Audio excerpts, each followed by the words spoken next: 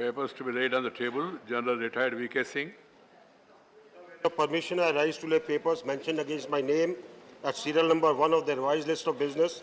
These contain various notifications on various roads for the toll structure. Sri Ramdas Atware. Respected Chairman, sir, I lay on the table of the House papers listed against my name at serial number 2 in today's revised list of business. Thank you. Sadhvi Niranjan Jyoti. माननीय सभापति महोदय, मैं आज की संशोधित कार्यसूची में क्रम संख्या 3 पर मेरे नाम के सामने उल्लिखित दस्तावेज सभा के पटल पर प्रस्तुत करती हूँ। Shri Nityanand Rai.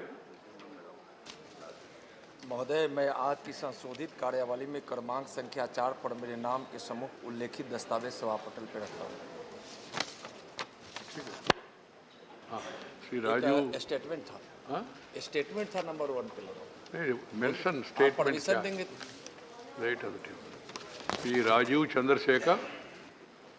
With permission, I rise to lay on the table of the House the papers mentioned against my name at serial number 5 of the revised list of business in the Rajya Sabha for today. Shrimati Annapurna Devi. माननीय सभापति महोदय, आपकी अनुमति से आज की कार्यसूची की क्रम संख्या 6 पर मेरे नाम के सामने उल्लिखित दस्तावेजों को मैं सभा पटल पर रखती हूँ। श्री अजय कुमार। मैं आज की संशोधित कार्यवली में क्रम संख्या 7 पर मेरे नाम के सम्मुख उल्लिखित दस्तावेज सभा पटल पर रखता हूँ। सुश्री प्रतिमा भौमिक। मैं आपकी अनुमति से आज की संशोधित कार्यसूची में क्रम संख्या 8 पर मेरे नाम के सम्मुख उल्लिखित दस्तावेज सदन के पटल पर रखती हूँ। डॉक्टर सुभाष सरकार। महोदय, आपकी अनुमति से आज की कार्यसूची की क्रम संख्या 9 पर मेरे नाम के सामने उल्लिखित दस्तावेजों को मैं सभा पटल पर रखता हूँ। श्री पंकज चौधरी। मैं अपनी वरिष्ठ सहयोगी श्रीमती निर्मला सीतारमण की ओर से मैं अधिसूचना संख्या 21/2022 केंद्रीय उत्पाद शुल्क और अधिसूचना संख्या 22/2022 केंद्रीय उत्पाद शुल्क सभा पटल पर प्रस्तुत करता हूँ। Report of the Department related to Parliamentary Standing Committee on External Affairs. Srimati Jaya Bachchan. Sri Brijlal. Brijlal ji. Chairman sir, with your kind permission, I rise to lay on the table a copy in English and Hindi of the 15th report of the Department related Parliamentary Standing Committee on External Affairs, 17th Lok Sabha, on the welfare of Indian diaspora, policies and schemes. Thank you, sir. Reports of the Department of Parliamentary Standing Committee on Finance. Dr. Amar Patnaik. Chairman, sir. Sir, I rise to lay a copy each of the 5 reports, Hindi and English versions, of the Standing Committee on Finance as mentioned against my name in today's list of business. Reports of the Department of the Parliamentary Standing Committee on Rural Development and Panchayati Raj. Sri Ajay Pratap Singh. Chairman, sir, I wish to lay the 25th, 26th, 27th, 28th reports, Hindi and English versions of the Committee on Rural Development and Panchayati Raj as listed against my name in today's list of business. Statements of the Department related to Parliamentary Standing Committee, Housing and Urban Affairs. Sri Ram Chandra Jangra. धन्यवाद sir. माननीय महोदय, मैं आपकी अनुमति से मैं आज की कार्यवाही सूची में मेरे नाम के आगे यथा सूचीबद्ध आवासन और शहरी कार्य संबंधी स्थायी समिति की 16वीं लोकसभा की 6ठे और 7वें प्रतिवेदनों तथा 17वीं लोकसभा की 5वें प्रतिवेदन पर आवास और शहरी मामले के मंत्रालय की अंतिम कार्रवाई का विवरण सदन पटल पर रखता हूँ। श्री पगन सिंह कुलस्ते। मैं आपकी अनुमति से आज की संशोधित कार्यवली पर मेरे नाम पर उल्लिखित कागजात सभा पटल पर रखता हूं। धन्यवाद। नित्यानंद राय जी, आपका पहले papers to be laid on the table, बाद में स्टेटमेंट। सभापति महोदय, मैं आपकी अनुमति से मेरे नाम के सामने उल्लिखित मैं कोविड-19 महामारी के प्रबंधन और संबंधित मुद्दे पर उसके 229वें प्रतिवेदन में अंतर्विध सिफारिशों सम्मुक्तियों पर सरकार द्वारा की गई कार्रवाई के संबंध में विभाग संबंधित गृह कार्य संबंधित संसदीय अस्थायी समिति के 236वें प्रतिवेदन में अंतर्विध सिफारिशों के कार्यान्वयन की स्थिति के संबंध में एक वक्तव्य सभा पटल पर रखता हूँ। बात सरकार। माननीय सभापति महोदय, आपकी अनुमति से मैं उच्च शिक्षा विभाग शिक्षा मंत्रालय से संबंधित अनुदान मांगों 2022-23 पर शिक्षा, महिलाएं, बच्चे, युवा और खेल विभाग से संबंधित संसदीय स्थायी समिति के 3 से 37वें प्रतिवेदन में निहित सिफारिशों के कार्यान्वयन की स्थिति के संबंध में आज की कार्यसूची में क्रमांक 2 में आपने नाम के सामने उल्लिखित वक्तव्य देने के लिए उपस्थित हुआ हूँ। मैं एतद् द्वारा 337 रिपोर्ट में की गई समुक्तियाँ और सिफारिशों पर कृत कार्यवाही को नोट को सभा पटल पर प्रस्तुत करता हूँ। Honorable members, I am liberally admitting 0-hour submissions and also special mentions across the House. There are important issues, so please take advantage of the same. We have already lost around 180 0 hours and submissions also. Keep that in mind. Today also I received notice by Sri Mallikarjun Kharge ji, Priyanka Chaturvedi, Sanjay Singh, Devendra Singh Huda and Raghav Chadda on 267. You know my position. These are all not notices worth to be taken on 267. Yadopi. Very important, क्योंकि ये इतना महत्व का मुद्दा है और मैं आपसे विनंती करूंगा, नम्र विनंती करूंगा कि आप 267 के तहत हमको इस सदन में चर्चा करने के लिए अनुमति दें, जो ईडी, सीबीआई, आयकर ऐसे जो ऑटोनमस बॉडीज है उनका जो दुरुपयोग हो रहा है, गैर इस्तेमाल हो रहा है और मौजूदा सत्तारूढ़ सरकार अपने राजनीतिक विरोधियों के खिलाफ और बैर भाव से कर रही है। अभियान चलाकर राजनीतिक दलों के प्रमुख नेताओं के सामाजिक कार्यकर्ताओं को, मीडियाओं को, लोकतांत्रिक तरीके से चुनी गई सरकारों को गिराने में जो काम कर रही है, इसलिए चर्चा के लिए Priyanka, I am not admitting it. Right. These are issues of the administration. Priyanka. Sir, Rajya Sabha. Please. Reher Singh ji, आपको जवाब देने की जरूरत नहीं, और रिकॉर्ड पे नहीं जा रहे, रिकॉर्ड पे नहीं जा रहे। Sir, Rajya Sabha is a council of states, and what is happening in Maharashtra, a sitting member of parliament was arrested, detained by enforcement directorate, and as per rule 222 of the rule book, sir, we should have kept you informed.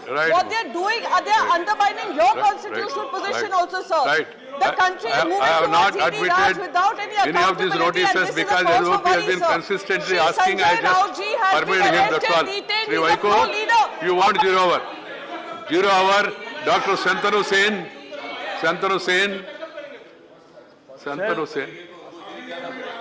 Sir, it's really good to see that the parliament is functioning. Dr. Santanu Sen, please 0 hour.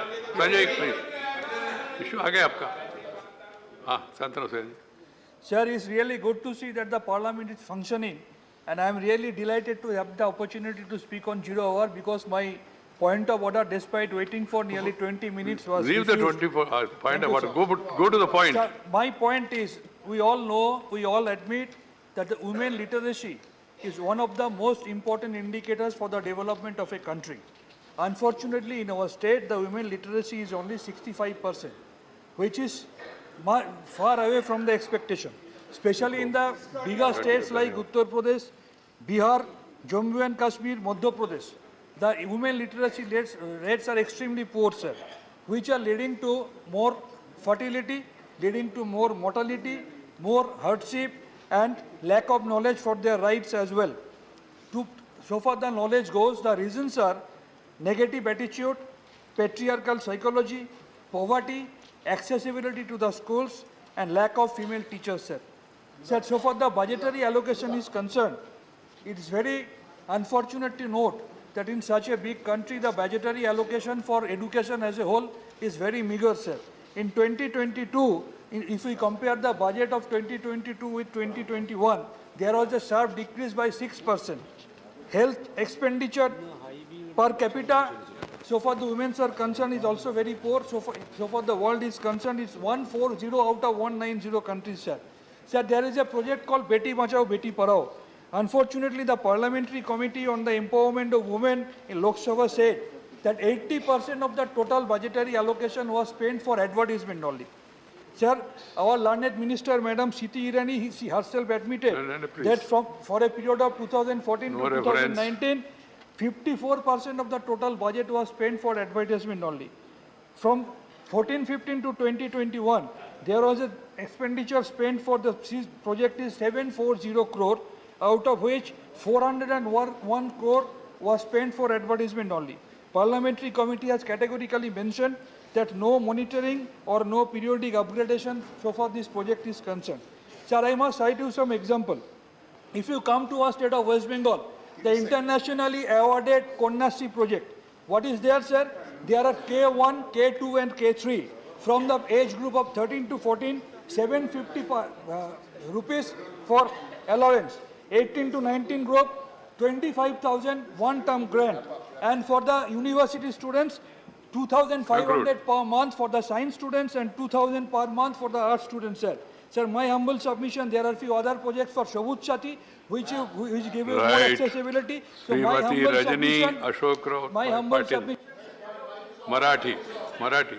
You made your point, be happy. Sir, धन्यवाद.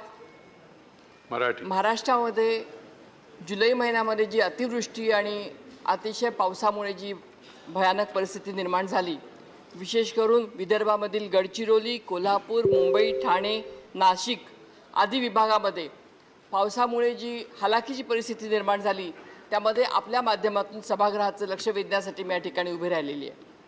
Sir, या पावसामुळे काही महत्त्वाच्या मुद्द्यांकडे मी आपले लक्ष वेधू इच्छिते.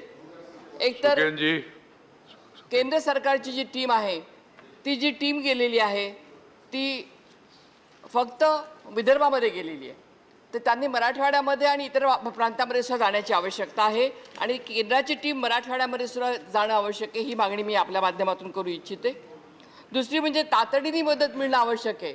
फक्त team जाणं हा एक भाग आहे, परंतु तातडीने त्यांना इनिशियली पहिला हप्ता एक दिला जातो, त्याच्यानंतर दुसरा हप्ता दिला जात नाही आणि केंद्र सरकार आणि राज्य सरकार म्हणून त्याचे 2 हप्ते एकत्र दिले जातात. ते तातडीने त्यांना मिळणं आवश्यकता आहे, तरच त्याचा शेतकऱ्यांना फायदा होईल.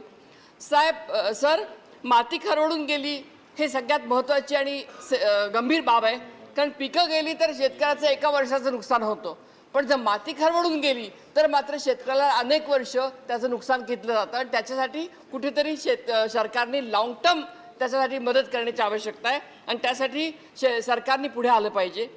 शेतकऱ्यांच्या बरोबर एकदा नुकसान झालं की शेतकऱ्याचं कुटुंब उद्ध्वस्त होतं, सर. आणि त्याकरता शेतकऱ्यांची जी मुलं आहेत, शाळेत शिकणारी, कॉलेजमध्ये शिकणारी, त्या सर्व मुलांना शिक्षणासाठी सहाय्य देणं, त्याच्यासाठी सुद्धा आपल्याला आवश्यकता आहे. त्याची सुद्धा कुठेतरी मदतीची आपण मदत केली पाहिजे.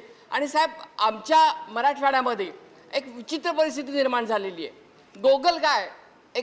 गोगलगायसारखा एक प्रकार आमच्या मराठवाड्यामध्ये आम्ही सोयाबीनचं पीक घेतो जास्त करून, आणि गोगलगाय तयार झालेली मातीमध्ये ती लपून बसलेली असते आणि गोगलगाईचं जे मूळ कारण आहे ते कुणाला सापडत नाही. जी गोडंबी असते त्या गोडंबीला ते खातात आणि त्यामुळे आमचं सोयाबीनचं पीक येऊ शकत नाही. असे अनेक गोष्टी आमच्या मराठवाड्यामध्ये महाराष्ट्रामध्ये तयार होतात. त्यामुळे ह्या सर्व गोष्टीकडे लक्ष दिलं पाहिजे आणि आमच्या पावसामुळे जे काही नुकसान झालं त्याला राहत दिली पाहिजे. सर, आमच्या महाराष्ट्रामध्ये आता हम दो हमारे दोचं सरकार गेले 1 महिनाभर चालू आहे आणि त्यामुळे आमच्याकडे मंत्रिमंडळ नाही आहे. सगळ्यांना राजकारणामध्ये बिझी आहेत, सगळ्यांना स्वतंत्रामध्ये बिझी आहेत आणि महाराष्ट्राचं जे प्रमुख पद आहे, संविधानिक पद आहे, आमचे राज्यपाल, ते राज्यपाल आमच्या महाराष्ट्रामध्ये बिझी आहेत आणि ती अस्मिता आमची खराब केली जाते. आमचं आपल्याला आहे. This is not going in record. Drought से कहा गए? चेयरमैन सर, आपने ड्राउट को ड्राउट कर दिया, ऑफ द हाउस आउट हो गए. Matter of grave concern. Sri Lanka has allowed Chinese submarine warship to dock at Hambantota port this month despite India's concerns. Sri Lanka has ignored India's concerns over the visit by Chinese warship, saying that it was only to refuel and replenish supplies. But I would like to tell the House that it is not an ordinary ship. It is a research and survey ship, Yuan Wang 5, which would be used to spy on India's activities and strategic interest. It is a dual vessel employed for space and satellite tracking and for intercontinental ballistic missile ranges. The ship is to spend about a week's time reportedly for fuel and other supplies. The visit of the ship would compromise our national security and coastal security. It will have a serious bearing on India's security and economic and strategic interest and nuclear, maritime and coastal facilities. India has extended further $4 billion and more aid and credit lines are under discussion. When India is helping financially Sri Lanka to tide over, you have to speak. I will take one minute. No, I'll give you 1 minute. You have, but don't read. Don't read. You are capable of speaking. So why Sri Lanka government is not appreciating the concern of India? I would urge upon the government of India, should take all measures to safeguard the shore and vital strategic interests. The government should talk tough. On the diplomatic front, also see that Chinese ship does not indulge in spying and other activities which would compromise our national security. I would demand that the minister should make a statement on the floor of the House about this serious matter. Thank you. Thank you. Whoever want to associate, please send their names. I do agree it's a serious issue. Sri Vinay Viswam. Thank you, sir. Sir, the Pradhan Mantri Poshan Yojana is a good scheme which is meant to assist the children from the poor families to have a healthy growth. That scheme is really good. But in many cases, the new direction by the government to link it with Aadhaar is causing problems. In many families in villages and poor families, the mothers or the parents don't have Aadhaar cards. That means those children of those families, those parents, they are denied of this right. So please see that linkage of Aadhaar in this case is a wrong step and it should be repealed immediately. Thank you, sir. Thank you. Thank you. Good. Sri Brijlal. धन्यवाद sir. मैं आपके माध्यम से कई राज्यों में राजकीय विश्वविद्यालयों, महाविद्यालयों में सहायक प्रोफेसर की नियुक्ति के मापदंड पर आपका ध्यान आकर्षित करना चाहता हूँ। महोदय, यूजीसी की गाइडलाइन है कि अगर पीजी में सामान्य वर्ग का है तो 50%, ओबीसी 45% और अनुसूचित जाति और जनजाति का है तो 40% अंक जरूरी है। अगर इतना है और उसके पास और डिग्री है, पीएचडी है, एमफिल है तो अप्लाई कर सकता है। लेकिन कई राज्य ऐसे हैं जिन्होंने ये मापदंड ग्रेजुएशन पर भी लागू किया है कि आपको ग्रेजुएशन में भी सामान्य है तो 50, ओबीसी है 40 और अनुसूचित जाति हैं ओबीसी 45 और एससी हैं तो 40% मार्क लाना ज़रूरी है। ये लोग अगर कोई गलती से ग्रेजुएशन में 40% या जो मापदंड है नहीं ला पाया तो भले वो पीजी में टॉप किया हो, वो असिस्टेंट प्रोफेसर के लिए अप्लाई नहीं कर सकता, जो यूजीसी गाइडलाइन के अगेंस्ट है। सभापति महोदय, मैं आपका ध्यान आकर्षित करना चाहता हूं कि भारत सरकार को एक गाइडलाइन जारी करनी चाहिए कि जो यूजीसी की गाइडलाइन है वो सहायक प्रोफेसरों की नियुक्ति के जो प्रार्थना पत्र अप्लाई किया जाता है वो मापदंड हर जगह लागू होना चाहिए। धन्यवाद ब्रिजलाल जी। संत बलबीर सिंह पंजाबी में बोलेंगे। सर, आपका ध्यान पंजाब के मालवा सेम के इलाके दिलाना चाहना। पंजाब के मुक्तसर ते फाजिलका 2 ਜ਼ਿਲ੍ਹੇ है ਜਿਹੜੇ इस वेले सेम की मार ਦੇ ਵਿੱਚ है, जिथे बहुत बारिश हो गई है, पानी ਜਿਹੜਾ ਹੈਗਾ ਇਕੱਠਾ हो गया ਤੇ जिथे लोग बेबसा ਸੀ 23 ਜੁਲਾਈ ਨੂੰ ਉਹਨਾਂ 4 ਪਿੰਡਾਂ ਵਿੱਚ ਜਾ ਕੇ ਆਏ। ਮਿੱਡਾ ਪਿੰਡ, ਬਾਮ ਪਿੰਡ, ਤਰਖਾਣ ਵਾਲਾ, ਲਖੀਰੇ ਵਾਲਾ, ਲੱਕੜ ਵਾਲਾ ਤੇ ਮਹਾਪੱਧਰ, ਇਹਨਾਂ ਪਿੰਡਾਂ ਦੇ ਵਿੱਚ ਫਸਲਾਂ ਡੁੱਬ ਗਈਆਂ ਤੇ ਨਰਮੇ ਦੀ ਫਸਲ ਮਰ ਗਈ ਹੈ, ਝੋਨਾ ਮਰ ਗਿਆ ਤੇ ਇੱਕ ਇਹੋ ਜਿਹੇ ਪਰਿਵਾਰ ਆ ਕਿ ਉਹਨਾਂ ਕੋਲ ਚਾਰਾ ਹੈ ਨਹੀਂ ਉਹਨਾਂ ਦੇ ਕੋਲ। ਉਹਨਾਂ ਦੇ ਇੱਕ ਗੱਦਾ ਪਿੰਡ ਡੋਬ ਦਾ ਪਿੰਡ ਇੱਕ ਕਿਸਾਨ ਨਰਿੰਦਰ ਸਿੰਘ ਜੀ ਨੇ, ਉਹ ਪੰਚਾਇਤ ਮੈਂਬਰ ਵੀ ਹੈ, ਉਹਨੇ ਖੁਦਕੁਸ਼ੀ ਕਰ ਲਈ ਹੈ। ਮਾਲ ਵਿਭਾਗ ਦੇ ਅਨੁਸਾਰ ਮੁਕਤਸਰ ਜ਼ਿਲ੍ਹੇ ਵਿੱਚ 1 ਲੱਖ ਏਕੜ ਦੇ ਕਰੀਬ ਪਾਣੀ ਦੇ ਵਿੱਚ ਫਸਲਾਂ ਡੁੱਬ ਗਈਆਂ। ਫਾਜ਼ਿਲਕਾ ਦੇ ਵਿੱਚ 40,000 ਏਕੜ ਪਾਣੀ ਦੇ ਵਿੱਚ ਡੁੱਬ ਗਈ ਹੈ। ਉੱਥੇ ਹਾਲਾਤ ਇੰਨੇ ਮਾੜੇ ਹਨ ਕਿ ਲੋਕਾਂ ਦੇ ਸਿਰ ਕਰਜ਼ਾ ਚੜਿਆ, ਕਈਆਂ ਦੇ 4-4 ਸਾਲ ਹੋ ਗਏ, ਉਹਨਾਂ ਦੇ ਫਸਲਾਂ ਨਹੀਂ ਹੋਈਆਂ। ਸੋ ਇੱਕ ਸਭ ਤੋਂ ਵੱਡੀ ਸਮੱਸਿਆ ਜਿਹੜੀ ਹੈ ਫਾਜ਼ਿਲਕਾ ਦੇ ਵਿੱਚ ਕਿ ਜਿਹੜਾ ਪਾਕਿਸਤਾਨ ਦਾ ਬਾਰਡਰ ਜਿਹੜਾ ਹੈ ਉਹ ਨਾਲ ਲੱਗਦਾ, ਤੇ 22 ਡਰੇਨਾਂ ਜਿਹੜੀਆਂ ਹੈ ਉਹ ਫਾਜ਼ਿਲਕਾ ਦੇ ਵਿੱਚ ਜਾ ਕੇ ਇਕੱਠੀਆਂ ਹੁੰਦੀਆਂ, ਪਾਣੀ ਲੈ ਕੇ ਜਾਂਦੀਆਂ। ਮੋਹਰੇ ਪਾਕਿਸਤਾਨ ਵਾਲੇ ਬੰਨੇ ਬੰਨ ਲੱਗਾ ਹੋਇਆ, ਉਹ ਪਾਣੀ ਨੂੰ ਪਾਕਿਸਤਾਨ ਦੇ ਵਿੱਚ ਐਂਟਰ ਨਹੀਂ ਹੋਣ ਦਿੰਦੇ। ਸੋ ਉਹ ਏਰੀਆ ਸਾਰਾ ਹੀ ਛੇਮ ਦੇ ਵਿੱਚ ਮਰਿਆ ਹੋਇਆ। ਉਹਨਾਂ ਇਲਾਕਿਆਂ ਦੀ ਇੰਨੀ ਹਾਲਾਤ ਮਾੜੀ ਹੈ ਕਿਉਂਕਿ ਇੱਕ ਤਾਂ ਪਾਣੀ ਗੰਦੇ ਵੀ ਹੈ, ਪ੍ਰਦੂਸ਼ਿਤ ਵੀ ਹੈ, ਉਹਦੇ ਨਾਲ ਪਾਣੀ ਇਕੱਠਾ ਹੋਣ ਦੇ ਨਾਲ ਉਸ ਇਲਾਕੇ ਦੇ ਵਿੱਚ ਇੰਨੀਆਂ ਸੀਰੀਅਸ ਬਿਮਾਰੀਆਂ ਵਾ ਜਿਨ੍ਹਾਂ ਦਾ ਦੇਖ ਕੇ ਹੈਰਾਨ ਹੋਵੋਗੇ। ਪਿੰਡ ਦੇ ਵਿੱਚ ਅਪੰਗ ਬੱਚੇ ਜਿਹੜੇ ਹੈ ਉਹ ਪੈਦਾ ਹੋ ਰਿਹਾ। ਬਹੁਤ ਵੱਡੀ ਪ੍ਰੋਬਲਮ ਆ ਜਿਹੜੀ ਇਸ ਵੇਲੇ ਉੱਥੇ ਉਸ ਏਰੀਏ ਦੇ ਵਿੱਚ ਆ। ਸੋ ਉੱਥੇ ਅਸੀਂ ਬੇਨਤੀ ਕਰਦੇ ਹਾਂ ਕਿ ਤੁਹਾਡਾ ਸਰਕਾਰ ਦਾ ਧਿਆਨ ਦਿਵਾਉਣਾ ਚਾਹੁੰਦੇ ਹਾਂ ਕਿ ਇੱਕ ਤਾਂ ਪਾਣੀ ਜਿਹੜਾ ਹੈਗਾ ਪਾਕਿਸਤਾਨ ਵਾਲੇ ਪਾਸੋਂ ਉਹਨੂੰ ਖੋਲ੍ਹਿਆ ਜਾਵੇ, ਉਹਨਾਂ ਦੇ ਨਾਲ ਗੱਲਬਾਤ ਕੀਤੀ ਜਾਵੇ ਤਾਂ ਕਿ ਉਸ ਇਲਾਕੇ ਨੂੰ ਰਾਹਤ ਮਿਲੇ। ਦੂਸਰੇ ਜਿਹੜੇ ਪੀੜਤ ਕਿਸਾਨ ਆ ਜਿਨ੍ਹਾਂ ਦੀਆਂ ਫਸਲਾਂ ਡੁੱਬ ਗਈਆਂ ਉਹਨਾਂ ਨੂੰ ਰਾਹਤ ਦਿੱਤੀ ਜਾਵੇ। ਉਹਦੇ ਨਾਲ ਇਹ ਲਗਾਤਾਰ ਛੇਮ ਦੀ ਸਮੱਸਿਆ ਜਿਹਦੇ ਵਾਸਤੇ ਇਕੱਲਾ ਪੰਜਾਬ ਸਰਕਾਰ ਨਹੀਂ, ਸੈਂਟਰ ਸਰਕਾਰ ਵੀ ਆਪਣਾ ਯੋਗਦਾਨ ਪਾਵੇ ਕਿਉਂਕਿ ਜਿਹੜੇ ਰੈਗੂਲਰ ਪਰਿਵਾਰ ਜਿਹੜਾ ਹੈਗਾ ਜਿਨ੍ਹਾਂ ਦੀਆਂ ਫਸਲਾਂ ਮਰ ਜਾਂਦੀਆਂ, ਗੁਲਾਬੀ ਸੁੰਡੀ ਦੇ ਨਾਲ ਪਿਛਲੇ ਸਾਲ ਜਿਹੜੀਆਂ ਫਸਲਾਂ ਮਰ ਗਈਆਂ, ਜਦੋਂ ਇੱਕ ਜ਼ਿਮੀਂਦਾਰ ਇਸ ਤਰ੍ਹਾਂ ਜਿਹੜਾ ਹੈ ਉਹਦੀ ਸਹਾਇਤਾ ਨਹੀਂ ਹੁੰਦੀ, ਅਖੀਰ ਦੇ ਉੱਤੇ ਖੁਦਕੁਸ਼ੀਆਂ ਵੱਲ ਨੂੰ ਜਾਂਦਾ। ਪੰਜਾਬ ਦਾ ਪਾਣੀ ਮੁੱਕ ਰਿਹਾ, ਪਾਣੀ ਸੁੱਕ ਰਿਹਾ, ਕਿਸਾਨ ਜਿਹੜਾ ਹੈ ਉਹ ਖੁਦਕੁਸ਼ੀਆਂ ਕਰ ਰਿਹਾ। ਸੋ ਅਸੀਂ ਬੇਨਤੀ ਕਰਾਂਗੇ ਕਿ ਉਹਨਾਂ ਕਿਸਾਨਾਂ ਦੀ ਉਸ ਇਲਾਕੇ ਦੀ ਜਿਹੜੀ ਹੈ ਬਾਂਹ ਫੜੀ ਜਾਵੇ ਤਾਂ ਕਿ ਜਿਹੜਾ ਇਹ ਮਸਲਾ ਹੱਲ ਹੋ ਸਕੇ। ਬਹੁਤ ਬਹੁਤ ਧੰਨਵਾਦ। ਤੁਸੀਂ ਚੰਗਾ ਬੋਲ ਰਹੇ ਹੈ, आपको अभिनंदन। श्रीमती ममता मोहंता।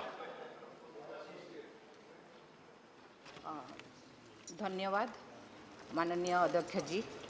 ओडिशा के मयूरभंज जिले में जातीय उद्यान शिमलीपाल है।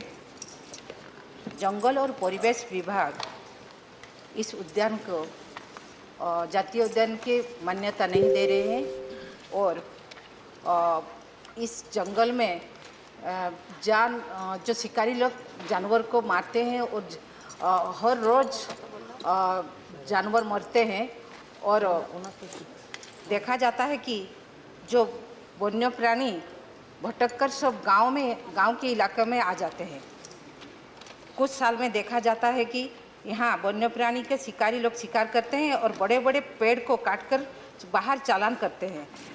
जंगली प्राणी गांव में शहर को भटक चल आ रहे हैं। साल में हर बार पश्चिम बंग झारखंड के हाथी शिमलीपाल को आते हैं।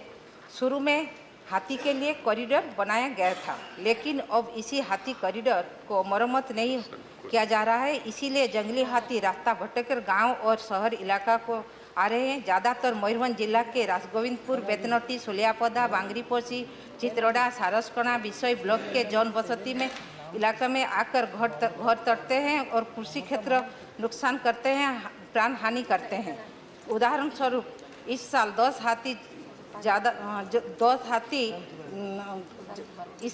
से ज़्यादा लोग का जान गया है। लेकिन हाल ही में NH-49 में हाथी चले आने के कारण लोगों को बहुत दिक्कत हुआ था। हाथी गुस्से से आकर एक चलती हुई बस और कार को आक्रमण किया था।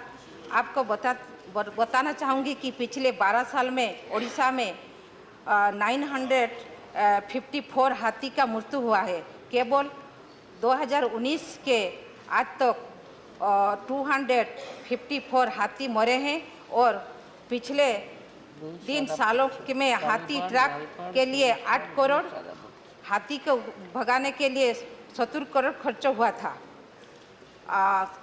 2019 से आज तक हाथी के आक्रमण से 342 लोग का मृत्यु हुआ है और 369 शारीरिक आघात हुए हैं।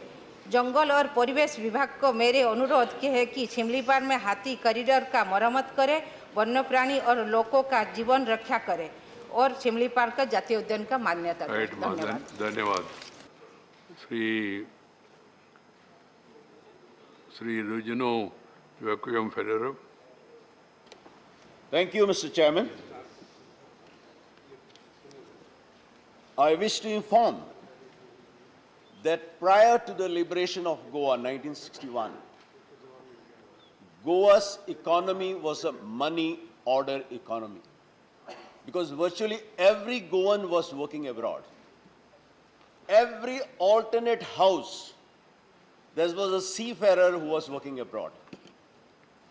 And I'm very happy that the seafarers community in Goa has played a very immense contribution not only for the economy of Goa, but for the economy of the country, because they used to remit foreign exchange, which are very precious for the country.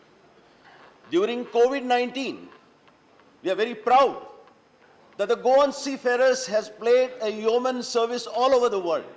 They work hard. Today, what pains me, that even though every alternate house in Goa are seamen, their condition is very bad.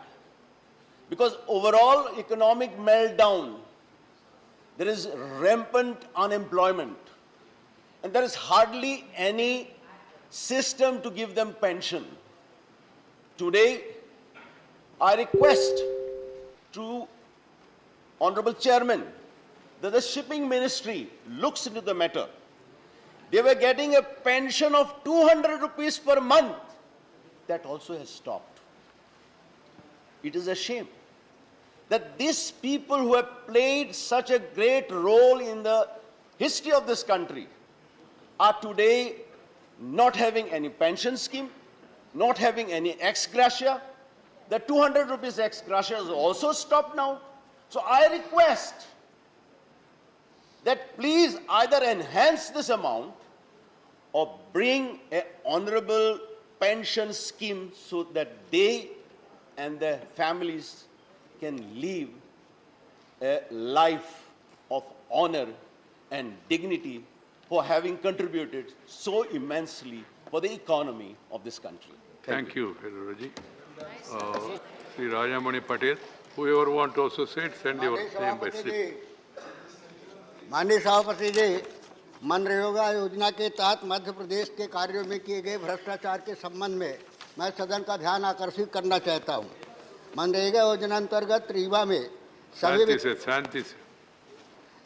सभी गौशाला निर्माण का कार्य मध्य प्रदेश शासन द्वारा स्वीकृत किया गया था। निर्माण एजेंसी भी पंचायत को बनाया गया था, लेकिन जनपद के अधिकारियों द्वारा बिना किसी अधिकार और कानून के अधिकांश गौशाला का निर्माण कार्य ग्राम पंचायतों से छीनकर प्रदेश के तथा जिले के बाहरी व्यक्तियों को दिया गया, जिसमें आवास भारद्वाज राजाराम कुशवाहा की टीम को दिया गया। इसमें कई व्यक्तियों का गिरोह काम कर रहा है।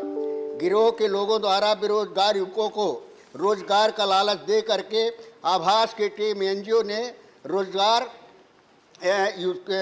युवकों से सुरक्षा राशि के नाम पर 1.5 से 2 लाख रुपए तक वसूल किया है। गौशाला का खाका सरकारी इंजीनियरों द्वारा बनाया गया, जिसमें से लेकर के जनपद तक के अधिकारियों का हाथ रहा है। पेटी ठेकेदारों को बेरोजगारों ने हनुमाना, मऊगंज, सिरमौर, जवा में काम भी शुरू किया गया, उसका भुगतान नहीं किया। कुछ का भुगतान ग्राम पंचायतों के बिना अनुमोदन के माननीय सभापति महोदय, बिना उनकी जानकारी के मूल्यांकन के अभाव में दीनदयाल ट्रेडर्स को भुगतान कर दिया गया, जो पूर्णतः अवैधानिक है। कई बेरोजगारों को ठगा गया, करोड़ों का भ्रष्टाचार किया गया।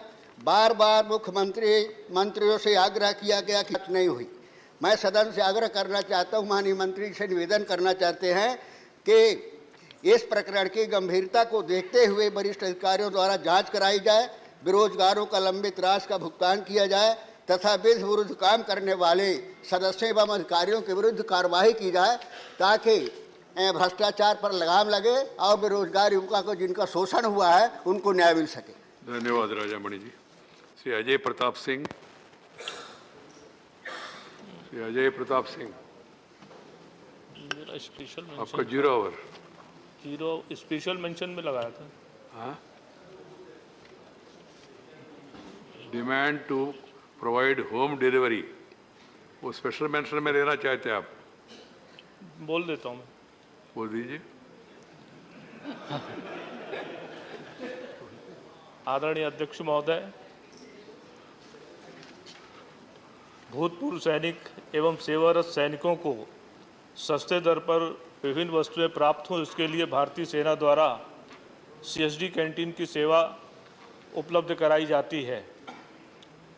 ये कैंटीन सामान्यतः विभिन्न रेजिमेंट के पदस्थी के स्थान पर स्थित रहती हैं अथवा देश के ऐसे प्रमुख शहर जहाँ पर सेना के जवान या अधिकारी निवास करते हैं, वहाँ पर ऐसी ये कैंटीन विद्यमान है। लेकिन इन कैंटीनों के माध्यम से जो भूतपूर्व सैनिक हैं उनको सेवा पर्याप्त नहीं मिल पाती है। आज तकनीकी का ज़माना है, बाज़ार का स्वरूप बदल रहा है। बाज़ार अब बाज़ार से निकलकर लोगों की मुट्ठी में पहुंच गया है और इसीलिए उस तकनीकी का प्रयोग करते हुए जिस तरीके से फ्लिपकार्ट और अमेजन जैसी कंपनियां अपने उत्पादों की होम डिलीवरी करती हैं, उसी तरीके से ये जो CSD कैंटीन की सुविधा है, इस सुविधा का अधिक से अधिक सैनिक उपयोग कर सकें, भूतपूर्व सैनिक उपयोग कर सकें, तो इस सेवा का भी डिजिटलाइजेशन हो, ऑनलाइन के माध्यम से ये सेवा सैनिकों तक पहुंचाया जाए, जिससे कि देश के सुदूर कोने में भी निवास करने वाले सैनिकों को इस सेवा के माध्यम से सस्ते दर पर विभिन्न उत्पाद प्राप्त हो सकें। धन्यवाद अध्यक्ष महोदय। धन्यवाद अजय प्रताप जी। Shri Santosh Kumar. Thank you, Chairman, sir. It's a harsh Indian reality that we are facing medical inflation. So no one can deny this fact. It's a matter of fact that India is the third largest manufacturer of medicines, and we have the lowest production cost also. But unfortunately, the medical inflation in this country is very high, and it is 14% if we compare with other Asian countries. And secondly, according to the report of the Ministry of Statistics, in this year itself, it was shot up by 7.21%. There is no point in making elaborate details on these percentages, but the reality is that an ordinary Indian it is very difficult for an ordinary Indian to afford medical costs. So we have 355 essential medicines which are listed in the national list of essential medicines, and the prices of all these medicines were steeply hiked. So, and 63% of expenditure is for medicines also, I mean as far as the lower middle income groups are concerned. So what I request is that we need to rethink about our medical policies. We need to deposit more on, spend more on healthcare, and pharma companies must be controlled at any cost. There is a recent Supreme Court verdict. I don't know on which date it was exactly pronounced, but it says that medical companies they are giving freebies to doctors, which are banned by law, but even then they are claiming tax exemption also. So these medical companies, no one is opposing medical companies to earn profits, but they are getting abnormally high profits. So these are the realities. Therefore, I urge to make health a fundamental right. Secondly, these companies must be controlled, and we have to spend more on healthcare. Thank you, Santosh Kumarji. See the advantage of smooth running of the House. Sri Harbhajan Singh. Sri Harbhajan Singh. माननीय अध्यक्ष महोदय जी, सबसे पहले तो मैं आपका शुक्रिया अदा करना चाहता हूं कि मुझे आज मौका मिल रहा है यहाँ बोलने का और आप सबके बीच में आया हूं। तो माननीय महोदय जी, मैं अफ़गानिस्तान में गुरुद्वारे और सिखों पर हो रहे हमले के बारे में बोलने के लिए खड़ा हुआ हूँ। ये एक ऐसा मुद्दा है जिसने न केवल दुनिया के किसी भी कोने में रहने वाले हर सिख की भावना को आहत किया है, बल्कि ये एक सिख होने की पहचान पर हमला है। इस तरह के हमले हमें कई सवाल करने के लिए मजबूर कर देते हैं कि ये हमले हमारे ऊपर ही क्यों हमें निशाना बनाया जा रहा है। दुनिया भर में गुरुद्वारे, चाहे वो कोविड के दौरान या गुरुद्वारे ही नहीं थे, वो भोजन और हर तरीके की चीज़, ऑक्सीजन को लेकर के उन्होंने हर तरीके की चीज़ लोगों के लिए उपलब्धि की थी।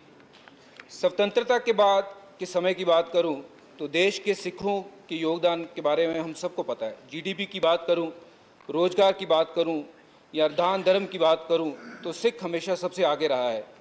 सिख समुदाय भारत और अन्य देशों के बीच संबंधों में एक मजबूत कड़ी रहा है। वो अपने साहस, पराक्रम और कड़ी मेहनत के लिए जाने जाते हैं। और ये सब होने के बावजूद हमारे साथ ऐसा सलूक क्यों? 18 जून को काबुल में गुरुद्वारा दशमेश पिता गुरु गोविंद सिंह करता पवन में कई धमाके हुए। परिसर की ओर जाने वाले किले और दरवाजे के बाहर उग्रवादियों ने गोलियां चला दी, जिसमें 2 लोगों की मृत्यु हुई और कई घायल हुए।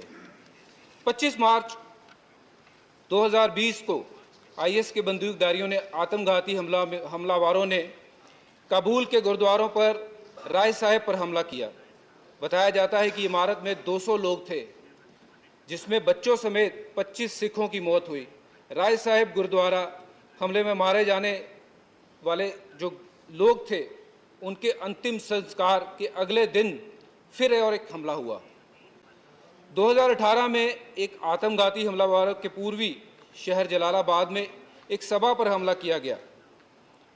उसके बाद सर मैं आपको बताना चाहता हूं कि अफगानिस्तान कभी हजारों सिखों और हिंदुओं का घर था, लेकिन दर्शकों के संघर्ष के कारण ये संख्या कम होकर मुट्ठी भर रह गई है। 1980 के दशक में अफगानिस्तान में 2,20,000 सिख और हिंदू रहते थे। 1990 के दशक की शुरुआत में ये आंकड़ा गिरकर 15,000 और 2016 में गिरकर 1,350 हो गया है। जलालाबाद के हमले के समय 1500 सिख थे। अब उसके बाद लोगों ने ये सोचा कि हम यहाँ नहीं रह सकते। तालिबान के सत्ता में लौटने से 300 लोग और कम हो गए, 300 सिख और कम हो गए हैं। अब केवल वहाँ पे 150 के आसपास। प्लीज हरभजन जी 0 और को 3 मिनट ही टाइम देते। आपने अच्छा महत्वपूर्ण विषय उठाया, मगर नहीं मैं अलाउ करूंगा, मगर वो रिकॉर्ड पे नहीं जाएगा। देख रहे तो स्टाफ होता है। राइट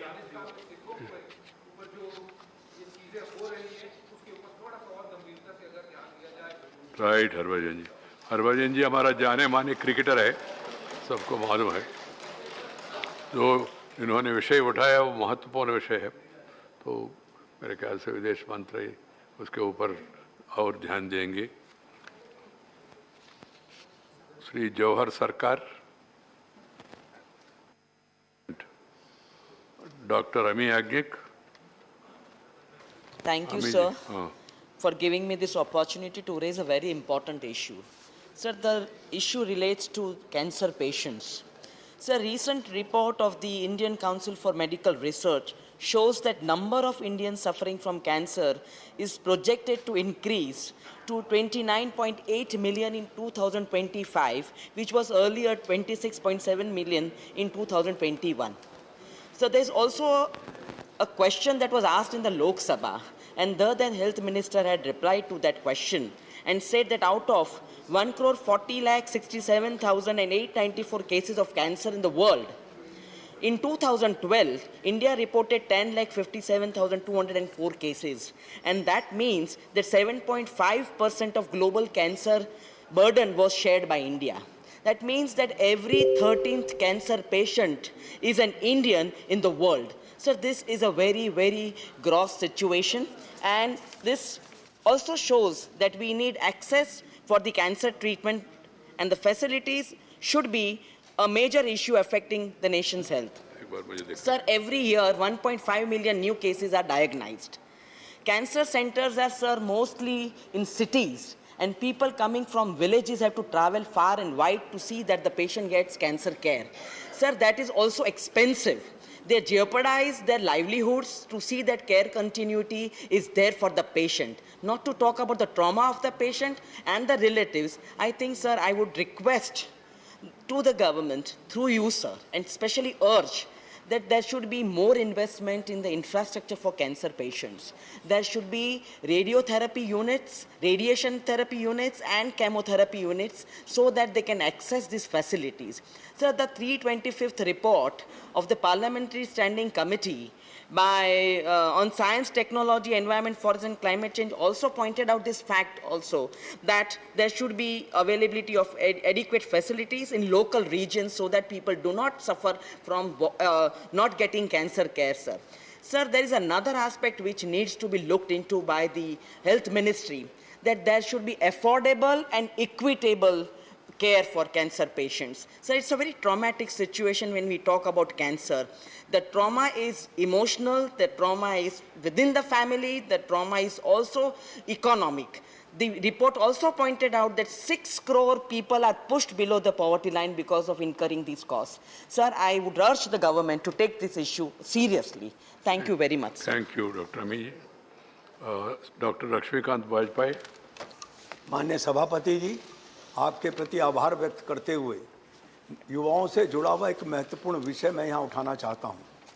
आदरणीय प्रधानमंत्री नरेंद्र मोदी जी ने जिस प्रकार समाज के अनुसूचित वर्ग को और पिछड़े वर्ग को आरक्षण की सुविधा संविधान प्रदत्त प्राप्त थी, उसी प्रकार से आदरणीय नरेंद्र मोदी जी ने आर्थिक आधार पर गरीब सवर्णों को भी 10% आरक्षण की व्यवस्था की थी।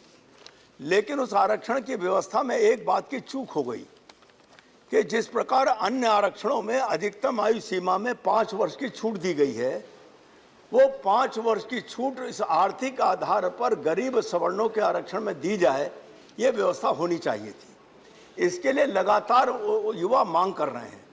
देश के 7 राज्यों ने अपने यहाँ प्रशासनिक आदेश जारी करके ये सुविधा प्रदान कर दी है, लेकिन अन्य राज्य इसको नहीं दे रहे हैं। मैं आपके माध्यम से, सदन के माध्यम से इस महत्वपूर्ण विषय पर यह प्रार्थना करना चाहता हूं सरकार से कि कृपा करके जिस प्रकार आपने आर्थिक आधार पर गरीब सवर्णों को आरक्षण देकर उनको भी ऊपर उठने में मदद प्रदान की है, उसी प्रकार उनको अधिकतम आयु सीमा में छूट 5 वर्ष की छूट देने के लिए केंद्र सरकार आदेश जारी करे, ये मेरी प्रार्थना है। धन्यवाद लक्ष्मीकांत जी। श्री संजय सिंह। धन्यवाद मान्यवर, आपने मुझे एक महत्वपूर्ण विषय जो रेलवे के श्रमिकों से जुड़ा हुआ है वो सदन में रखने का मौका दिया। मान्यवर, रेलवे की सबसे बड़ी आय माल भाड़ा के माध्यम से, माल की ढुलाई के माध्यम से होती है मान्यवर। और माल गोदाम जो रेलवे के हैं उसमें से पीढ़ी दर पीढ़ी वर्षों से बहुत सारे श्रमिक लाखों की संख्या में वहां पर काम करते हैं, जो माल की ढुलाई करते हैं, माल को लादते हैं। उन श्रमिकों का लंबे समय से जो ठेकेदार होते हैं सर, वो शोषण कर रहे हैं। उनको उनकी मजदूरी नहीं देते, उनकी मजदूरी का कोई एक नियत राशि निर्धारित नहीं है। ये प्रक्रिया वर्षों से चली आ रही है। और कल मेरे पास उनका जो यूनियन है उसके एक नेता मनोरंजन जी और तमाम श्रमिक आए थे सर। उनकी एक ही मांग है कि रेलवे के जो माल गोदाम में काम करने वाले श्रमिक हैं, जो रेल के माल भाड़े को बढ़ाने के लिए अपना महत्वपूर्ण योगदान देते हैं, अपना खून पसीना बहाते हैं, ऐसे लोगों को कम से कम ठेकेदारों के शोषण से बचाया जाए। और जो ठेकेदार श्रमिकों को उनकी मजदूरी नहीं देते, उनके खिलाफ कार्रवाई की जाए। मैं आपके माध्यम से माननीय रेल मंत्री जी से मांग करता हूं कि इस ओर उनका ध्यान जाए। बहुत बहुत धन्यवाद माननीय। धन्यवाद Sanjay ji. Associate president slip Shri Narayan Koragappa. Thank you, Chairman. Given opportunity. People of Karnataka, particularly from Mangalore, are grateful for Honorable Road Transport Minister Nitin Gadkari for announcing while laying foundation stone for 15th National Highway project in Karnataka in February this year, that highest priority would be given the Siradi between Bangalore and Bangalore National Highway 75. Sir, Bangalore is the second largest business center in Karnataka, with more than 75% of country's timber, cashew nut, coffee, export, food processing and other port-related activities and being one of the 5 cities in the country to have a major port, and the international airport Mangalore is an important and second fastest growing non-metro cities after Kochi in Karnataka. Steel and fertilizers are also major export product from Mangalore port. There is a huge potential and scope of pushing economic activities to a new horizon in Mangalore, thereby create a huge employment opportunity for the people in this region. But all these would become a standstill, more particularly during monsoon season.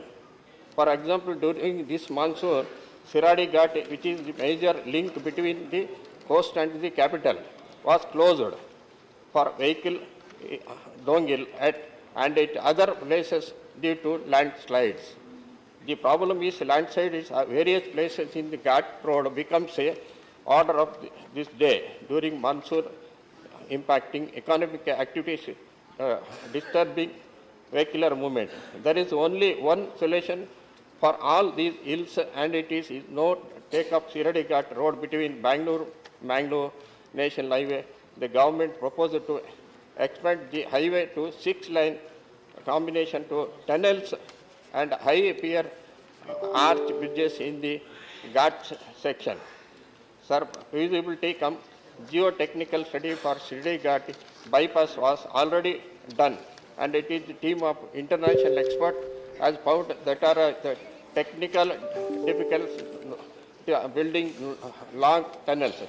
So now there is a need to prepare the DPR for the tunnel bypass, and was estimated rupees 14,000 crores would be required to complete this project, the MRG. Sir, I assure to Geo, as behalf of government of Karnataka, that is the state Karnataka will be assured to. धन्यवाद श्री नारायण कोरगप्पा जी। मैं सबको बताना चाहता हूँ, 0 our में पढ़ना नहीं, बोलना चाहिए। घर में पढ़ के हाउस में बोलना चाहिए। So 0 hour you are not supposed to read, you are supposed to speak. Special mention you can read because a detailed text has been already. Please keep it in mind. Ms. Saroj Pandey. Thank you sir. माननीय महोदय, मैं आज छत्तीसगढ़ में स्थित कोरबा में Bharat aluminium company की ओर सरकार का ध्यान आकर्षित करना चाहती हूं। भारत एल्यूमिनियम कंपनी आज भारत देश की सबसे महत्वपूर्ण कंपनी है और सबसे बड़े उत्पादकों में उसकी गिनती होती है। सन 2000 में भारत की विनिवेश नीति के तहत स्टरलाइट कंपनी को इस कंपनी का 51% हिस्सा बेच दिया गया था। आज 51% उसकी हिस्सेदारी है। मैं कहना चाहती हूं कि इस 51% जब इनके पास में पहुंचा, इस भारत एल्यूमिनियम कंपनी का जो 51% इनके पास पहुंचने के बाद उस समय उत्पादन 1 टन था और आज 5 लाख टन उत्पादन होने के बाद भी यह कंपनी वहां के स्थानीय लोगों के साथ में अन्याय कर रही है। इस कंपनी का जब विस्तार हुआ तो विस्तार में जो जमीन था उस जमीन पर भी इनका कोर्ट में, आज सुप्रीम कोर्ट में विषय लंबित है। इन्होंने स्थानीय प्रशासन को अंधेरे में रखकर जमीन का आवंटन कराया। मैं सरकार से मांग करना चाहती हूं कि सरकार ने इन्हें जो जमीन का आवंटन किया, वहां के स्थानीय प्रशासन को जो इन्हें अनुमति दी गई वो अनुमति अवैध तौर पर दी गई है। स्थानीय लोगों को उसका कोई लाभ नहीं हो रहा है और इस कंपनी की जांच होनी चाहिए। इसके साथ ही साथ वहां पर जो स्थानीय लोग हैं, वहां के लोगों को आईटीआई के तहत ये प्रशिक्षण देते हैं। प्रशिक्षण देने के बाद उन्हें काम पर नहीं रखा जाता, उन्हें काम पर से हटा दिया जाता है। जो वहां पर दैनिक कार्य होते हैं, उन दैनिक कार्यों को भी इन्होंने निजी के ठेके पर दिया हुआ है। इस कंपनी के द्वारा जिस प्रकार का विस्तार किया गया है और वहां पर सीएसआर के तहत इन्हें जो काम करना चाहिए, ये बार बार अपनी ऑडिट रिपोर्ट में घाटे पर अपनी कंपनी को दर्शाते हैं और 1 टन से 5 लाख टन उत्पादन होने के बाद भी मैं ये जानना चाहती हूँ कि आखिर ये कंपनी घाटे में कैसे है और लगातार अगर घाटे पर है और अगर घाटे पर है 5 लाख टन होने के बाद भी, तो सरकार इनकी जांच करे। मैं आज ये सरकार से अनुरोध करती हूं कि बाल्को के द्वारा की गई अनियमितताओं पर तत्काल जांच होनी चाहिए और उस पर एक्शन होना चाहिए। धन्यवाद। धन्यवाद Saroj ji. Special mention Mohammad Abdullah,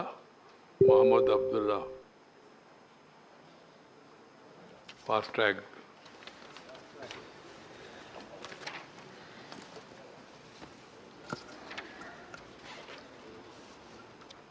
Sir, thank you, sir. The FASTag, which is issued by various banks, was unilaterally mandating a minimum amount value of the FASTag account or wallet in addition to the security deposit amount. As a result, many FASTag users were not allowed to pass through a toll plaza in spite of having sufficient balance in their FASTag account. This results in delay at the toll plaza. In order to increase the FASTag penetration to ensure seamless movement to traffic and to reduce avoidable delay at the toll plaza, the National Highway Authority of India has recently decided to remove the mandatory threshold amount for the FASTag account or wallet, which was paid by the users in addition to the security deposit for the passenger segment. But due to the infrastructure and management issues of the FASTag service, in most of the toll plaza, the users got wrongly charged double for insufficient balance. Hence, I request the Union Government to immediately look into this issue with utmost priority and take the necessary steps to rectify the issue, sir. Thank you. Thank you, Abdullah ji. Next is Sir Manoj Kumar Jha. Manoj.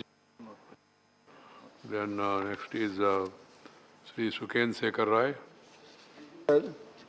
As per notification number 01/2017, Customs of the Department of Revenue, Ministry of Finance, as amended from time to time, imposition of definitive anti-dumping duty on imports of jute yarn, twine, Hessian fabric, and jute sacking bags originating in or exported from Nepal and imported into India has been recommended.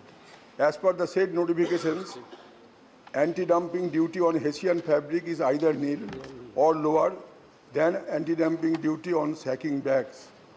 To circumvent the actual levy, a section of traders in Nepal are reportedly resorting to the unfair practices of passing of jute sacking bags as Hessian fabric, as a result of which our domestic jute industry is not only suffering, but also our government is losing huge revenue on account of legitimate duty.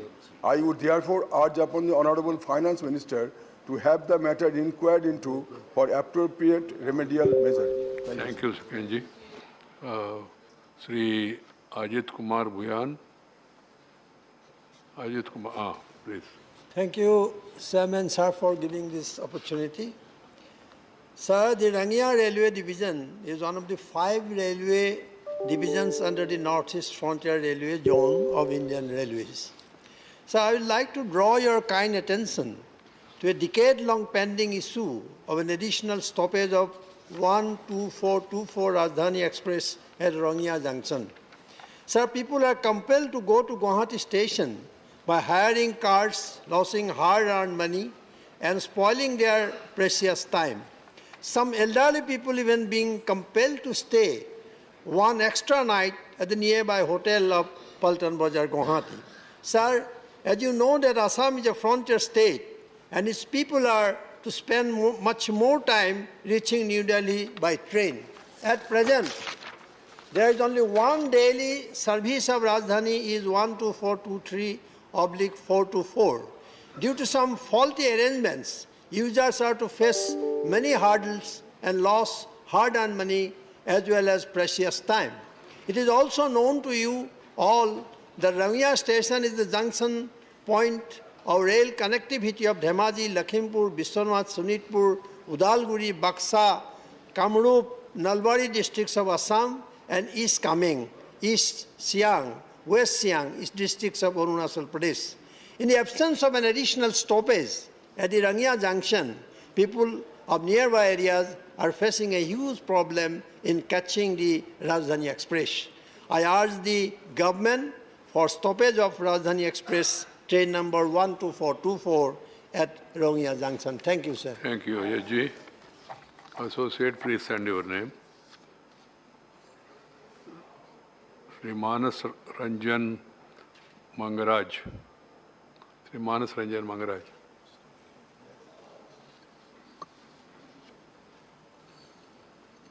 Honorable Chairman, sir. My subject is earliest completion of Jaipur and Utkal airports. I would like to draw your kind attention to the unprecedented delay in the completion of two airports in Maharashtra infested region of Koraput and Kalahan districts.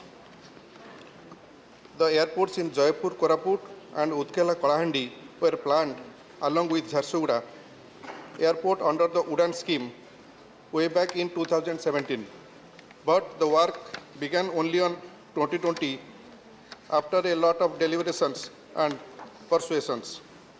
While the Jharsuguda airport has become operational and Raurkela has been added to the list of Udan, people of Koraput and Kalahandi are still awaiting their dreams to be materialized. Despite several inspections and promises, thereafter things are getting delayed and unknown regions. Both Koraput and Kalahandi are known as the gateway to commercial hubs in the neighboring states. Whether in terms of business viability or safe communication mode in the wake of Maoist threats, Jaipur and Utkela airports are very crucial not only for people in the region but also for the entire state. I request you to kindly take up this matter on a high priority and ensure that both airports become operational as soon as possible in the higher interest of the people. Thank you, Manas Ranjan. Sri Kairaj Soni. Kairaj Soni ji. माननीय सभापति जी, किसानों की रासायनिक खाद के बाबत भारत सरकार का ध्यान आकर्षित कराना चाहता हूं। किसानों की रासायनिक खाद के ऊपर ब्लैक द्वारा डाका डाला जा रहा है। फर्टिलाइजर मंत्रालय के उड़न दस्ते ने पिछले 2 महीने में 100 करोड़ की यूरिया जब्त की है। यूरिया की चोरी और तस्करी रोकने का परिणाम यह हुआ है कि बाजार में यूरिया की उपलब्धता बढ़ गई है। बता दें कि 10 लाख टन नीम कोटेड यूरिया की चोरी से सरकार को सालाना 6000 करोड़ की चपत लगती है।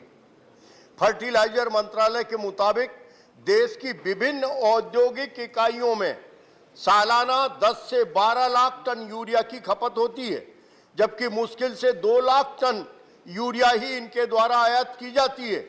जिन इकाइयों में यूरिया की खपत होती है वो नीम वाली यूरिया का उपयोग करने लगी हैं, जबकि खेती वाली यूरिया पर भारी सब्सिडी दी जाती है। किसानों को मिलने वाली यूरिया का मूल्य 266 रुपए प्रति बोरी 45 किलोग्राम है, जबकि एक बोरी यूरिया पर सरकार की लागत 3000 रुपए आती है। बाकी खर्च सरकारी सब्सिडी से पूरा किया जाता है। अतः आपके माध्यम से माननीय उर्वरक एवं खाद्य मंत्री का ध्यान आकर्षित कराना चाहता हूं कि इसको रोकने के लिए सरकार तत्काल अनुदान राशि सीधे किसानों के खाते में डाले, ताकि यह चोरी एवं सभी तरह की ब्लैक को तत्काल प्रभाव से रोका जा सके, जिससे सरकार को छापा डालने की आवश्यकता नहीं पड़ेगी। सरकार को प्रतिवर्ष 6000 करोड़ की बचत होगी। धन्यवाद।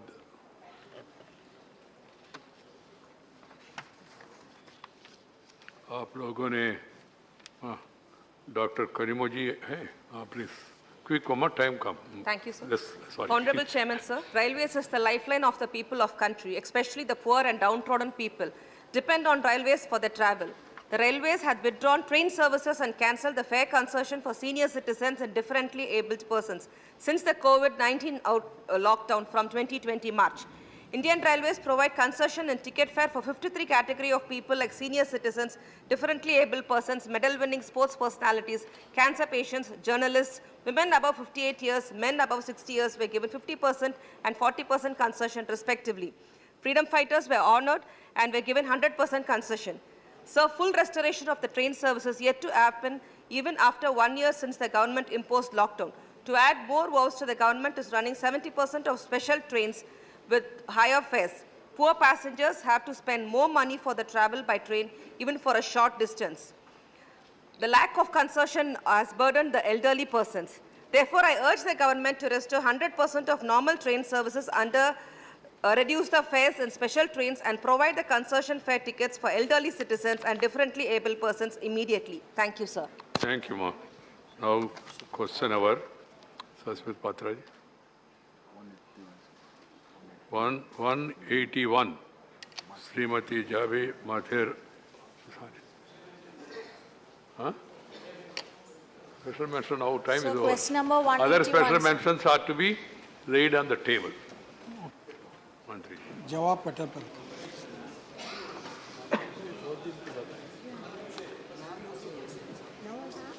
First supplementary, Srimati J.B.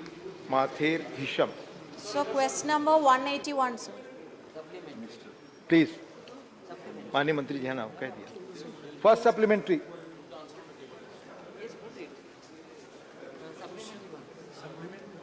Sir, I am deeply obliged for the opportunity, and through you I wish to ask the first supplementary question. It is in connection with the annexure which is attached to the reply, wherein at serial number 2 and 3, the two toll plazas, Paliyakara and Panniyakara, have been mentioned.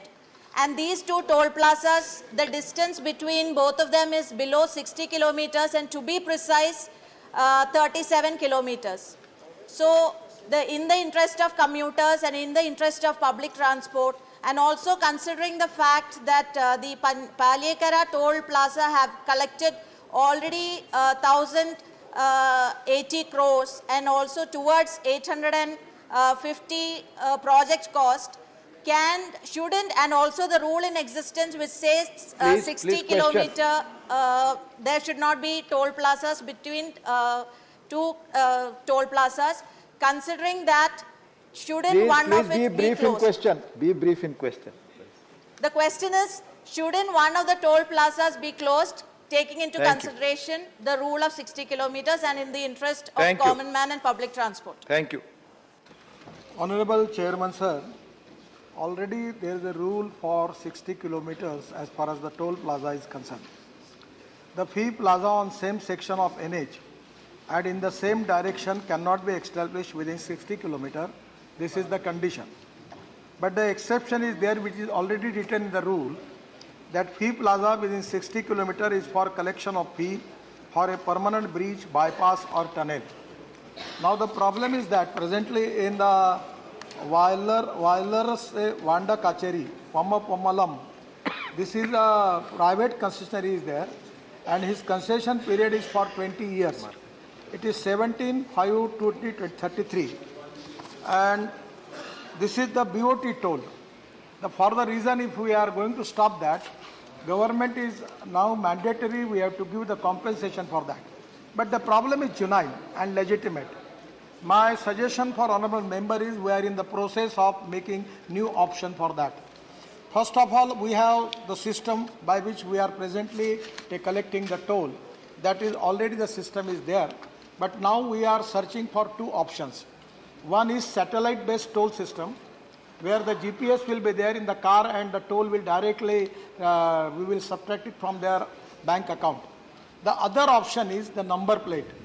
Already from 19 we have started to have new number plate with the new technology. It is mandatory to the manufacturer to take that number plate. So we can replace the number plate, old number plates by the new number plates, and there will be a system, computerized system, by which we can use the software and we will collect the toll. The easiest system is when you start from the point, it will register, and when you leave the highway, it will register. So exactly whatever the amount which is of exactly the car drive, only that much toll will be subtracted from his account. So this can be a good system. We are already working on it. We are not make up our mind as far as the selection of the technology is concerned.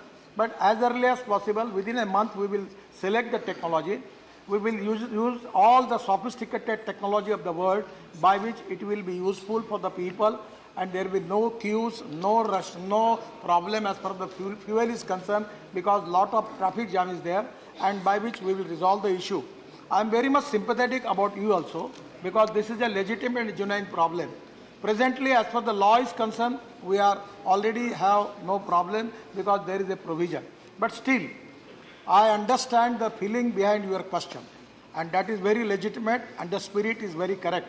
I accept that, and as early as possible, we will find out the solution, and we will resolve the issue, and we will definitely find out the solution and give relief to you. I will promise. Regarding when we go through the highways, the toll plazas, in spite of FASTags being introduced, there's a lot of traffic blocks still in the toll plazas, which makes the commuting, the whole purpose of highways, go down the drain. So would the GPS system be introduced, and if so, when will it be made functional? Thank you. It is one of the successful technology which is used by NHI. Sir, I am telling you, sir, this is really a remarkable contribution from our side to the country, that before FASTag, our toll income was very less. I don't know to elaborate the reason for that. But now, the FASTag issued till date is 5 crore 56 lakhs. Average daily collection via FASTag is 120 crore rupees per day. And penetration of FASTag is 96.6%, approximately 97%. And the 3% people, habitually, they are paying double toll, but they don't want to take FASTag. The reason is that I don't want to elaborate. But we are also searching that there are some unlawful activities because of the tax and other thing. They are practicing the thing. So we want to make it 100%. But sir, after the ETC also, we are in the solution of making FASTag, in place of FASTag, making satellite, using the satellite, by using GPS system in the car, and on the basis of that, our idea was to take the toll and take it from it, and it can be easy also. But now the other system with the number plate which we have, on the basis of that, the technology is available. Already India, also we have got a lot of good technology. We are in the process. We will select the technology. Presently, in my opinion, still we are not taking official decision. But the number plate technology is good. On the basis of that, there will be no toll plaza, and there will be a sophisticated, computerized, digitalized system by which we can give relief, and there will be no queues, no toll plaza, no person, nothing will be there, and it can give great relief to the people by and large, and government will get absolute revenue from that. But for that reason, we need to introduce the bill into the parliament, because if suppose anyone is not obeying the system and is not paying the toll, we have to take action against him. Presently, no law is available. So we are also going to introduce the bill into the parliament, and after that we want to implement the best system in the world which is available for particularly in India, and I am confident that it will give the relief and it will resolve your problems. Dhanyawad. Honorable Thambi Dureiji. Sir, thank you very much, sir. The rule of that established toll plaza, within kilometers, 7 kilometers municipality, there must not be any toll plaza. Sir, in my state, Tamil Nadu, Krishnagiri, there is a toll plaza within that area. I requested the minister whether he will take the action to close up that toll plaza, to give the facilities for the local people, because they have to go to collector office also located, medical college or hospital. There, the people are suffering. That old agreement which is cancelled over. Thank you. Put your question. I want to explain that is why the new man was taken over the construction is not eligible. You have already to put use your question, sir. 7 kilometers. Thank you. But still there is there. Mantri, Whether he please. wants to take Thank you. Honorable Chairman, sir, he is absolutely correct. But I am not responsible for that, sir. Before 2014, when UPA government was there, and at that time probably the minister from Tamil Nadu was there, they have taken a decision.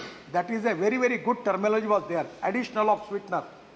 And that additional of sweetener means when actually it is really unjustified, unlawful, it's not good. and they added it, the people start from the city area, there will be toll plaza and everyone has to pay the toll, that they will call as sweetener. It is totally wrong. Sir, fortunately or unfortunately, I am the father of this toll because first time in the country I start the toll system in India, and the first project of BOT in India, that is Thane Bhiwandi bypass in Maharashtra. Sir, I am with him, and with the new system which we are going to launch, we will see that the city area will be eliminated. There will be no charge on the people because they are taking only 10-kilometer road and paying the toll for 75 kilometers. That is absolutely wrong. But this is not my problem, sir. Please try to understand. It is from the previous government. But sir, we will rectify the thing. Thank you. We will rectify the thing, and I am with you, with your all, whatever you are feeling about it, the same feeling I have got about it, and we will rectify the thing and we will do it. माननीय Bhubaneswar Kalita. Thank you, Deputy Chairman, sir.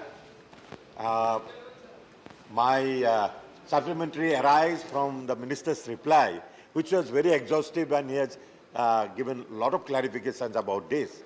And he said that the rule is within less than 60 kilometers in the same direction, there should not be toll plaza.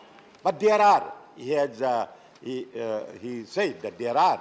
In Assam, there are toll plazas which are less than 60 kilometers, and that is creating difficulty, and people are demanding the removal of those toll plazas. Honorable Minister has But already he has, replied this. replied on that, so I am satisfied with that. Thank you, Kalita. My direct question will be now that how long it will take to close those toll plazas and shift over to the new system that he has said just now. Thank you. Chairman, sir, we are in the process. 3 technologies are there. We want to select that technology. After that, we want to establish all furniture, software, everything for that. We are in position, sir, but it is difficult for me to give you the promise. But I will give you the promise because I need to also take one of the important law bill to the Parliament. Without that, we cannot start the system. So within 6 months, sir, I will try my level best to do it because this is the need of the hour, and 100% from traffic jam and giving nuisance, giving a lot of trouble to the people. This is very important for the people, for the Assam, not only for Assam but for the whole country. Sir, we will try our level best to make it as early as possible within 6 months. Thank you. माननीय राजीव शुक्ल. धन्यवाद उपसभापति जी. वैसे तो गडकरी जी की जो है इन्होंने जो काम किया है सब लोग उसकी तारीफ करते हैं, लेकिन जो मुझे पता चला जैसे NHAI के बारे में बता रहे थे कि NHAI की जो फाइनेंशियल सिचुएशन है वो अच्छी नहीं है, और जो टोल कलेक्शन की बात कर रहे हैं उससे उनकी मेंटेनेंस रोड्स की बड़ी मुश्किल हो रही है. एक सर्टेन पीरियड के बाद जो रोड बिल्ड करता है उसको वापस उसका पीरियड पूरा होने के बाद वापस NHAI के पास चला जाता है. तो मैंने सुना है कि क्या ये बात मंत्री जी बता सकते हैं कि सुना है कि फिर उन रोड्स को वापस प्राइवेट सेक्टर को बेचने की तैयारी है. Thank you. जिन रोडों को वापस NHAI लेती है. Thank you. मैं सबसे पहले ये बताना चाहूँगा कि NHAI की पोजीशन फाइनेंशियली बहुत स्ट्रांग है, और मैं हाउस के रिकॉर्ड पर बता रहा हूँ कि मैं 5 लाख करोड़ के रोड हर साल बना सकता हूँ, और हमारे पास पैसे की कमी नहीं है सर. और आप ये मेंबर ऑफ पार्लियामेंट हैं, उनको पूछो, कोई भी पार्टी का है, जो मुझे रोड मांगने के लिए आता है मैं उसका सैंक्शन कर देता हूँ. एक भी पार्टी का MP नहीं कर सकता. सर NHAI AAA रेटिंग है, और मैं थोड़ा सा फाइनेंस का थोड़ा सीखा हूँ, मैं एक्सपर्ट नहीं हूँ. हमारे जावड़ेकर जी ज़्यादा इकोनॉमी को जानते हैं, पर मैंने भी MBA किया है. मैं आपको बताता हूँ हमारा मॉडल इतना पक्का है राजीव जी कि हिंदुस्तान में आने वाले 3 साल के अंदर 2024 समाप्त होने के पहले मैं 26 ग्रीन एक्सप्रेस हाईवे बना रहा हूँ. दिल्ली से देहरादून 2 घंटे में, दिल्ली से हरिद्वार 2 घंटे में, दिल्ली से जयपुर 2 घंटे में, दिल्ली से चंडीगढ़ 2.5 घंटे में, दिल्ली से अमृतसर 4 घंटे में, दिल्ली से कटरा 6 घंटे में, दिल्ली से श्रीनगर 8 घंटे में, दिल्ली से मुंबई 12 घंटे में, और चेन्नई से बेंगलोर 2 घंटे में, लखनऊ से कानपुर 35 मिनट में, और मेरठ में ऑलरेडी हो गया है. मेरठ से दिल्ली 4.5 घंटे लगते थे, अब 40 मिनट में आ रहे हैं. प्लीज मैडम पैड करके. मैं वो भी चल रहा है वाराणसी से कलकत्ता का. तो सर मैं आपको इतना बता रहा हूँ, 26 ग्रीन हाईवे बना रहे हैं, नरेंद्र मोदी जी के नेतृत्व में 2024 समाप्त होने के पहले हिंदुस्तान का रोड इंफ्रास्ट्रक्चर अमेरिका के बराबर होगा, ये वचन देता हूं, और कोई पैसे की कमी नहीं। अभी सर 2 बैंकों के चेयरमैन मेरे पास आकर बोल रहे थे, एक बैंक बोल रही थी मेरे 25,000 करोड़ लो, दूसरी बैंक बोल रही थी मेरे 25,000 करोड़ लो, मुझे 6.45 पर पैसा मिला है। हिंदुस्तान में AAA रेटिंग NHI का है और NHI के लिए कोई फाइनेंशियल तकलीफ नहीं है। इस देश में RNH डिक्लेयर करके पूरा ग्रीन एक्सप्रेस हाईवे बनाकर हम इस देश की पूरे इंफ्रास्ट्रक्चर को बदलेंगे, तो भी पैसे की कमी नहीं है। हाँ, काम करने में कोई कमी होती तो उसको और हम पीछे लगकर करवाने की कोशिश करते हैं। और आप जितने लोग जो पार्लियामेंट्री कॉन्स्टिट्यूशन में रहते हो, आप एक कॉन्स्टिट्यूशन में ये 8 साल में कितना बदल हुआ है आप ये देखिए और विश्वास रखिए, मैं जो बोल रहा हूँ रिकॉर्ड पर बोल रहा हूँ, और इस रिकॉर्ड पर विश्वास के साथ बताता हूं कि ये पूरा होगा। Thank you. Now question number 182, doctor Ashok Kumar Mittal. Doctor Ashok Kumar Mittal, no no no, आपस में बातचीत नहीं, no, nothing is going on record. Doctor Ashok Kumar Mittal, अच्छा प्लीज। धन्यवाद माननीय मंत्री जी, पहला सप्लीमेंट्री डॉक्टर अशोक कुमार जी। धन्यवाद मुझे ये मौका देने के लिए। अभी जो मंत्री जी ने जवाब दिया उसमें बताया गया कि देश की 8 crore 41 lakh women self help group में कार्यरत हैं और देश की तरक्की में योगदान दे रहे हैं। उन्होंने महामारी में भी योगदान दिया, किसी ने PPE किट बना के, किसी ने मास्क बना के। लेकिन जब वो जो प्रोडक्ट्स बनाते हैं उनको बेचने की बात आती है तो उनके लिए मार्केट अवेलेबिलिटी का रिसोर्सेज अब बहुत लिमिटेड है, लोकल मार्केट रह जाती है। यदि वो अमेजन फ्लिपकार्ट पे जाने की कोशिश करते हैं 35% तक कट हो जाता है, उनको कमीशन शेयर करना पड़ता है और वो प्रॉफिटेबल नहीं रहते। तो मेरा माननीय मंत्री जी से सवाल है कि सेल्फ हेल्प ग्रुप के मेंबर्स जो कि 8 करोड़ 41 लाख हैं और हमारी हिंदुस्तान की वर्किंग वुमेन का आधा हिस्सा होगा, उनके रेवेन्यू बढ़ाने के लिए, उनकी प्रॉफिटेबिलिटी बढ़ाने के लिए सवाल briefly doctor Ashok ji please. कोई ऑनलाइन प्लेटफॉर्म बना रहे हैं जो कि अमेजोन फ्लिपकार्ट की क्वालिटी का मुकाबला कर सके, ताकि वो उस पर जाके अपना माल देश में नहीं विदेश में भी बेच सके। धन्यवाद महोदय। माननीय सदस्य ने बहुत ही अच्छे प्रश्न को खड़ा किया है। वो खुद कबूल कर रहे हैं कि 8 करोड़ 41 लाख और कुछ प्रॉब्लम भी उन्होंने रखा है। मैं आपके सामने सदन को ये बताना चाहता हूँ कि सरकार ने, जब हम 2014-15 में आए थे तो 2 करोड़ 35 लाख हमारे सदस्य थी और 80,000 करोड़ क्यूमुलेटिव बैंक लिंकेज था। NPA था 9.58 और अभी 8 करोड़ 41 लाख हैं और बैंक लिंकेज क्यूमुलेटिव लगभग 5,24,000 करोड़ है। और जहां तक अभी मिशन 1 लाख हम लोगों ने लिया है कि हमारी बहन, जिसकी उन्होंने कहा कि आधी आबादी रूरल का, हम 10 करोड़ तक 24 तक जाने का संकल्प लिया है और मिशन 1 लाख हमने लिया है कि उनकी आमदनी 10,000 से 12,000 हो। और ये मार्केटिंग के लिए भी हम कई एजेंसी को साथ टाई अप किया है, MOU किया है। अपग्रेडेशन, वैल्यू एडिशन, फ्लिपकार्ट या अमेजॉन या अन्य संस्थान को, और राज्यों के साथ मिलकर के 6-7 राज्यों ने अपना ब्रांड भी बनाया है। मैं आपको भरोसा दिलाना चाहता हूं कि आने वाले दिन में ये 24 तक सेल्फ हेल्प ग्रुप 19.5 करोड़ अगर देश में ग्रामीण आवास है तो हम 10 करोड़ महिलाओं को उस रास्ते पर ले जाने का काम करेंगे मिशन 1 लाख के तहत, जिससे उनके द्वारा बनाए गए केवल मास्क नहीं बल्कि हर सामान की मार्केटिंग का एक प्लेटफॉर्म राज्य से मिलकर के हम कर रहे हैं। दूसरा सप्लीमेंट्री संक्षिप्त सवाल डॉक्टर साहब। जी थैंक यू। जवाब ही नहीं दिया मंत्री जी ने मेरे प्रश्न का तो शायद जवाब नहीं दिया।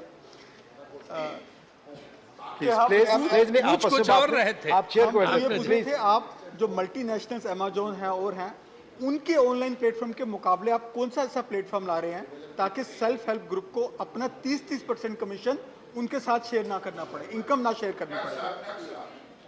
हो गया ना, मैं जवाब दे देता हूं। सेकंड क्वेश्चन है आपका, अच्छा, सेकंड क्वेश्चन दूसरा सप्लीमेंट्री अशोक जी ऑलरेडी ये दूसरा सप्लीमेंट्री हो गया आपका, प्लीज आप बैठे प्लीज। सेकंड सप्लीमेंट्री है मेरा। एक सप्लाई चेन, आपने दूसरा सवाल अभी पूछा नहीं, सवाल नहीं था, सवाल नहीं था सर। ठीक, मान्यवर सेम रिपीट किया, सवाल नहीं था। एक मिनट, एक कृपया आपस में बात ना करें, आपस में बात प्लीज। हाँ आप पूछिए। नहीं, मेरा सवाल, मेरा दूसरा सवाल है सेल्फ ग्रुप से लिंक दी कि सेल्फ ग्रुप वाले अपनी प्रोडक्ट बनाते हैं लेकिन उनकी मार्केट क्योंकि सीमित होती है और हो सकता है उनकी वो जो प्रोडक्ट है दूसरे प्रदेश में जो कि साथ ही है, सवाल उनका रॉ मटेरियल के तौर पे काम करे, तो हम कोई ऐसा क्लस्टर सिस्टम बना रहे हैं। ये सुझाव है, सवाल पूछें प्लीज। हाँ, जल्दी। वही सवाल ये है कि हम कोई क्लस्टर सिस्टम बना रहे हैं जिसमें सेल्फ ग्रुप मिलके काम कर सके, एक स्टेट वाले दूसरे स्टेट के साथ, ताकि उनको धन्यवाद।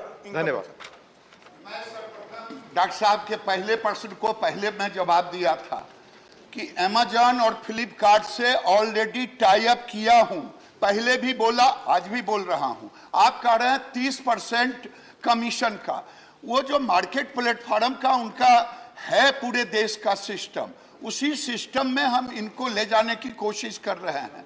और जहां तक क्लस्टर का कहा, अभी लगभग 175 ब्लॉक में हम इस काम को करने के लिए एक एंटरप्रेन्योर योजना को लाए हैं। डॉक्टर अनिल बोंडे।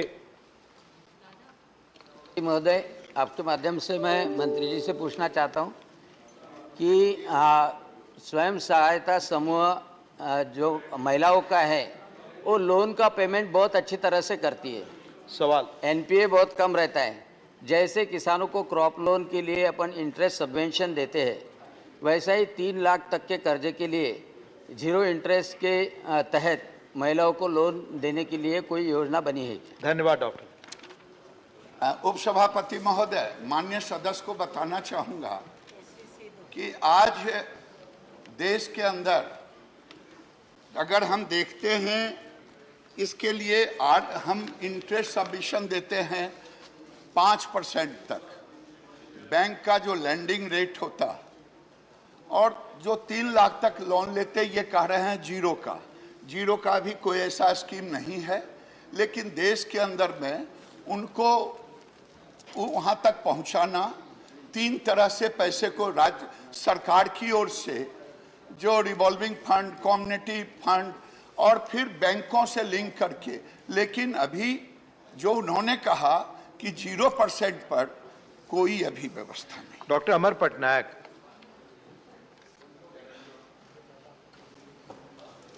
सर, ये जो NRLM स्कीम है उसमें महिला एसएचजीज को काफी लाइवलीहुड ऑप्शंस के लिए, लाइवलीहुड एक्टिविटीज के लिए लोन दिया जाता है।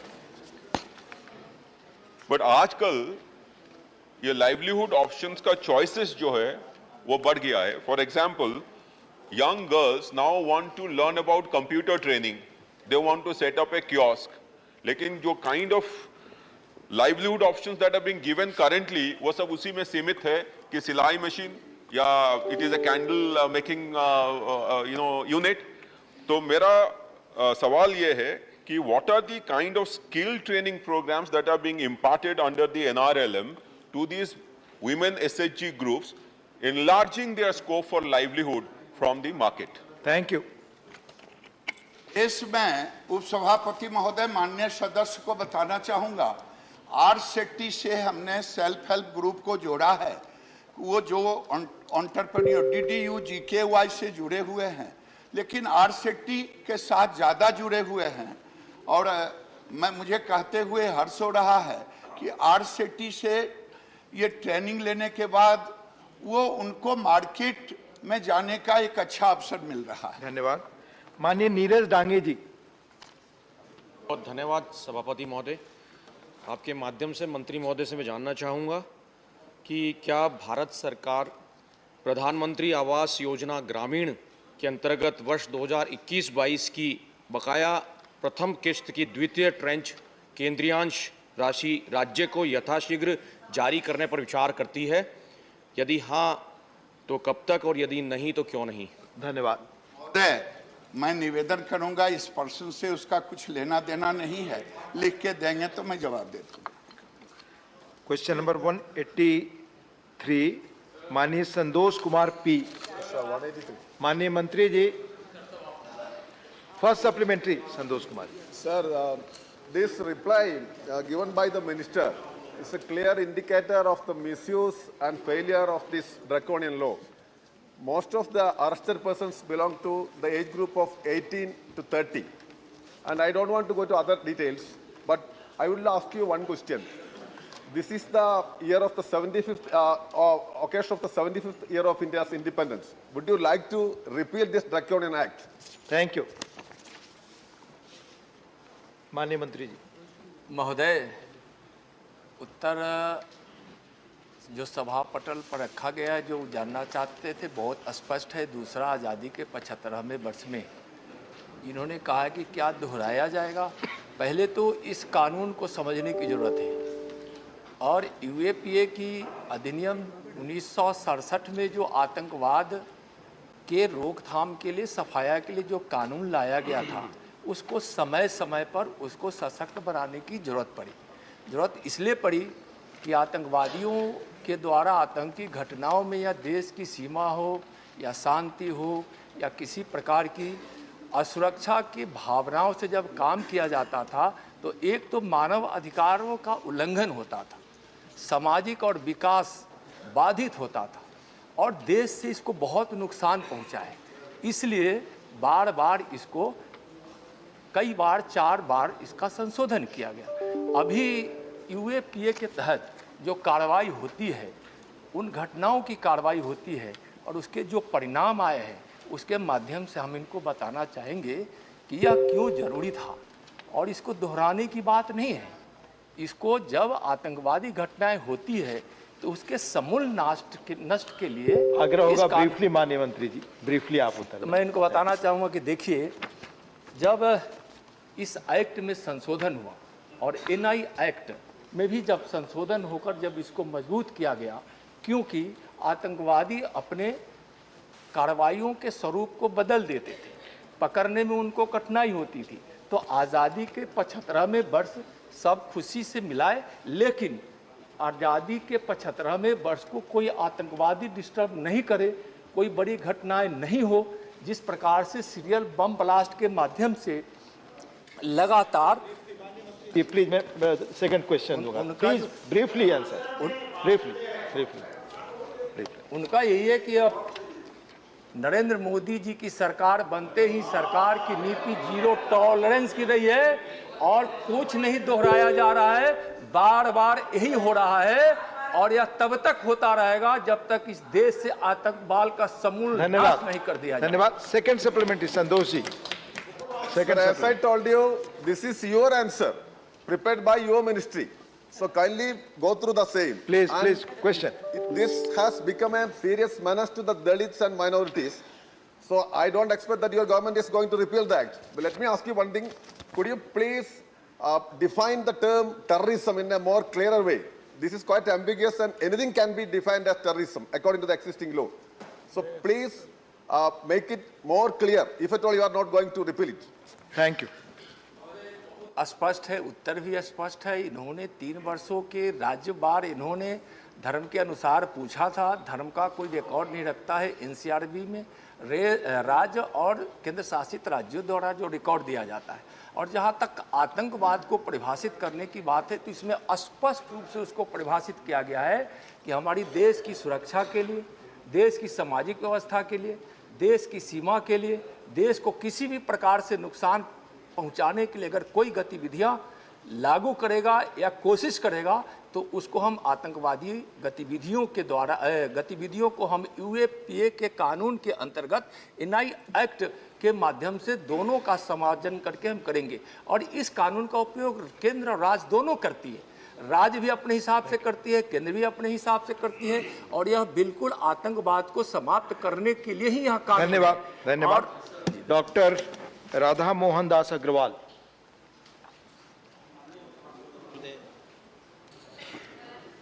दो सवाल मैं इस संदर्भ में जानना चाहूँगा। एक तो जो कन्विक्शन रेट है इस कानून का, आंकड़े तो यही बताते हैं कि ये बहुत कम है। माननीय मंत्री जी, क्या आपके माध्यम से ये बताएंगे कि कन्विक्शन रेट को और बेहतर करने के लिए सरकार क्या उपाय कर रही है? धन्यवाद। एक प्रश्न अगर धन्यवाद। बस एक ही प्रश्न। मैं बड़ा स्पष्ट कहना चाहता हूं कि मैं आंकड़ों के माध्यम से बताना चाहता हूं कि क्या उपलब्धियां है, कन्विक्शन रेट क्या है। वो वह चीज़ को पढ़ लिए होंगे जो उत्तर में है, जो उन्होंने कहा था कि राजबार आप आयु सीमा के अंतर्गत गिरफ्तार लोगों की, तो वह राज्य के द्वारा यूएपीए कानून के तहत की गई कार्रवाई, गिरफ्तारी और कन्विक्शन है। लेकिन जो केंद्र सरकार जिस चीज़ में दखल देती है उसका मैं कन्विक्शन रेट में बताना चाहता हूँ 94.17, यानी कि 94.17% कन्विक्शन रेट है। और कुछ में तो 100% है। जिहादी आतंक में 100% दो सिद्धि दर है जो न्यायालय द्वारा हुआ है। और आप उसी तरह से वामपंथी उग्रवाद में देखेंगे तो 100%। धन्यवाद माननीय मंत्री जी। माननीय मंत्री जी धन्यवाद। जवाब नकली नोट उत्तर है सर। मैं स्पष्ट कर रहा हूं, जो केंद्र सरकार के द्वारा जिन केसों को लिया जाता है, एफआईआर होते हैं, और उसकी बात मैं कर रहा हूं जो केंद्र सरकार जिन मामलों को अपने अंतर्गत लेकर यूएपीए कानून के तहत एनआईए द्वारा होता है, और वो देख रहे हैं जो राज्य का है, तो वह राज्य का विषय है। धन्यवाद। राज्य इस कानून का उपयोग करती है। धन्यवाद माननीय मंत्री जी। माननीय सदस्यगण प्लीज कृपया सवाल पूछने वाले भी संक्षिप्त पूछें और माननीय मंत्रीगण भी संक्षिप्त उत्तर दें। Dola Sen ji, please. Dola Sen ji. Sir, CID team investigating the Jharkhand MLA case has been restrained this morning by Delhi police in spite of having an order of honorable court, sir. Delhi police is involved in unlawful activities. I want a reply from the minister, sir. This morning, sir. relates to UAPA. Want a reply from the minister, sir. माननीय जैन चौधरी जी। reply from the minister, sir, माननीय for Jain these Chaudhary, unlawful आप सवाल activities, पूछें, आपका sir. सवाल record पे जाएगा। Sir, please allow, sir. आप सवाल पूछें। Please unlawful सवाल activity पूछें। के जवाब चाहिए, माननीय sir. जैन जी। महोदय दिल्ली पुलिस नहीं, इस पे कोई जवाब नहीं। माननीय जैन जी के सवाल। Sir, please tell the minister, sir. Please, sir, please. हाँ, Please माननीय tell the Jain ji, minister, sir, और to कोई बात रिकॉर्ड पे नहीं जा रही। आप क्वेश्चन पूछे जैन चौधरी जी।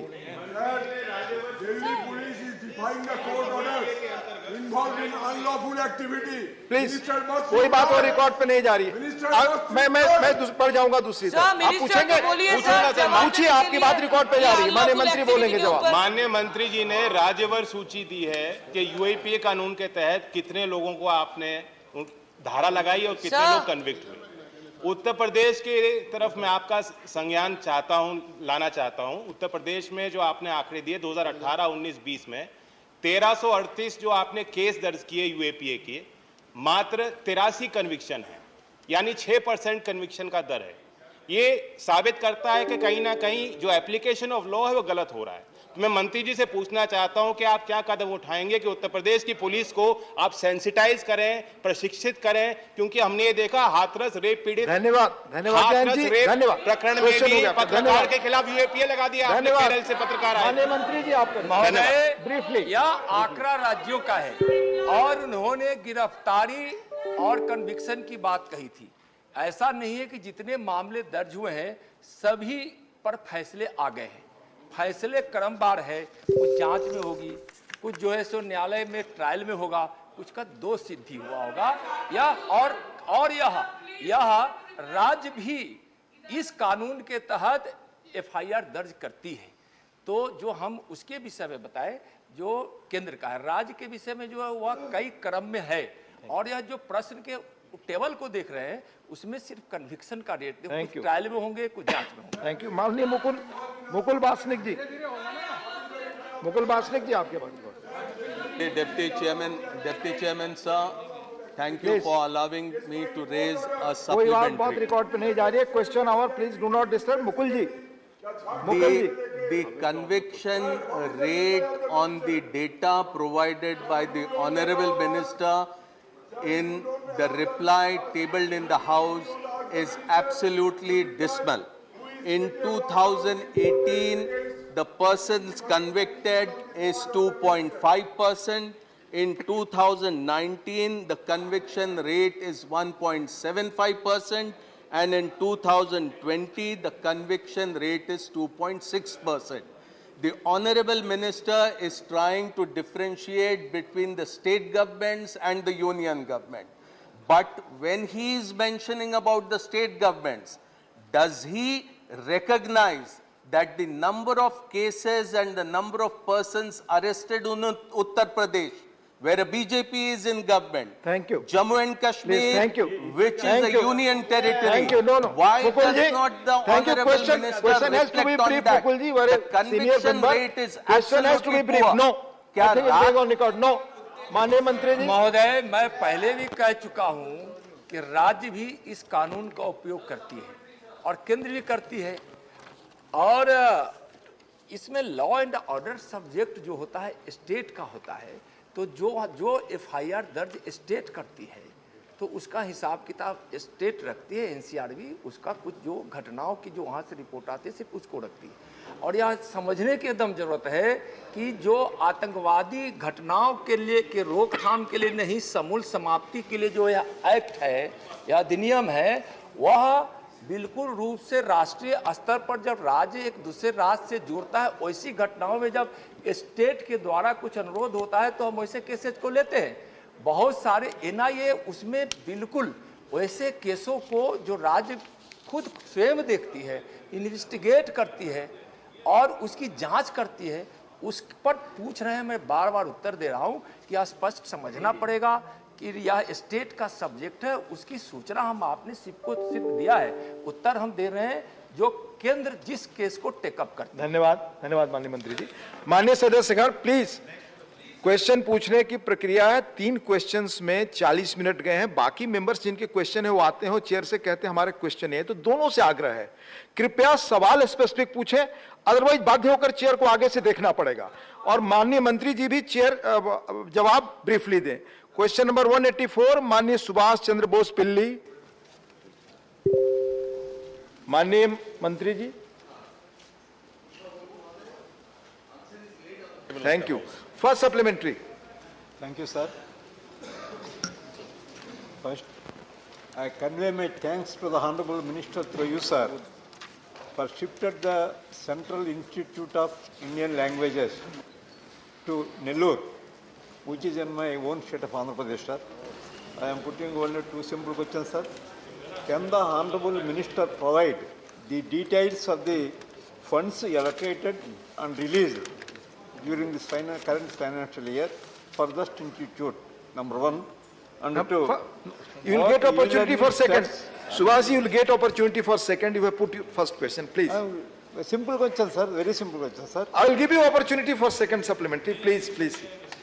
Honorable Vice Chairman, sir, our senior member has raised a relevant question. Actually, the funds given to the Center of Excellence of Studies in Classical Telugu, there is in the year 2018 and 19, the budget grant was 99 lakhs, but expenditure was 28,90,787. But in the 2019 and 20, it was 1 crore 7 lakh, and the expenditure was 75 lakh 12,457, and 2020-21 it was 1 crore 47 lakh, and the expenditure was 1 crore 10 lakh 16,383, and 2021-22 it was 1 crore 3 lakhs 15,000, and expenditure was 90 lakh 52,522, and you will be happy to know that in the 2022-23 the grant is 1.75 crore. Thank you. Second supplementary. Sir, this is also a very simple question, sir.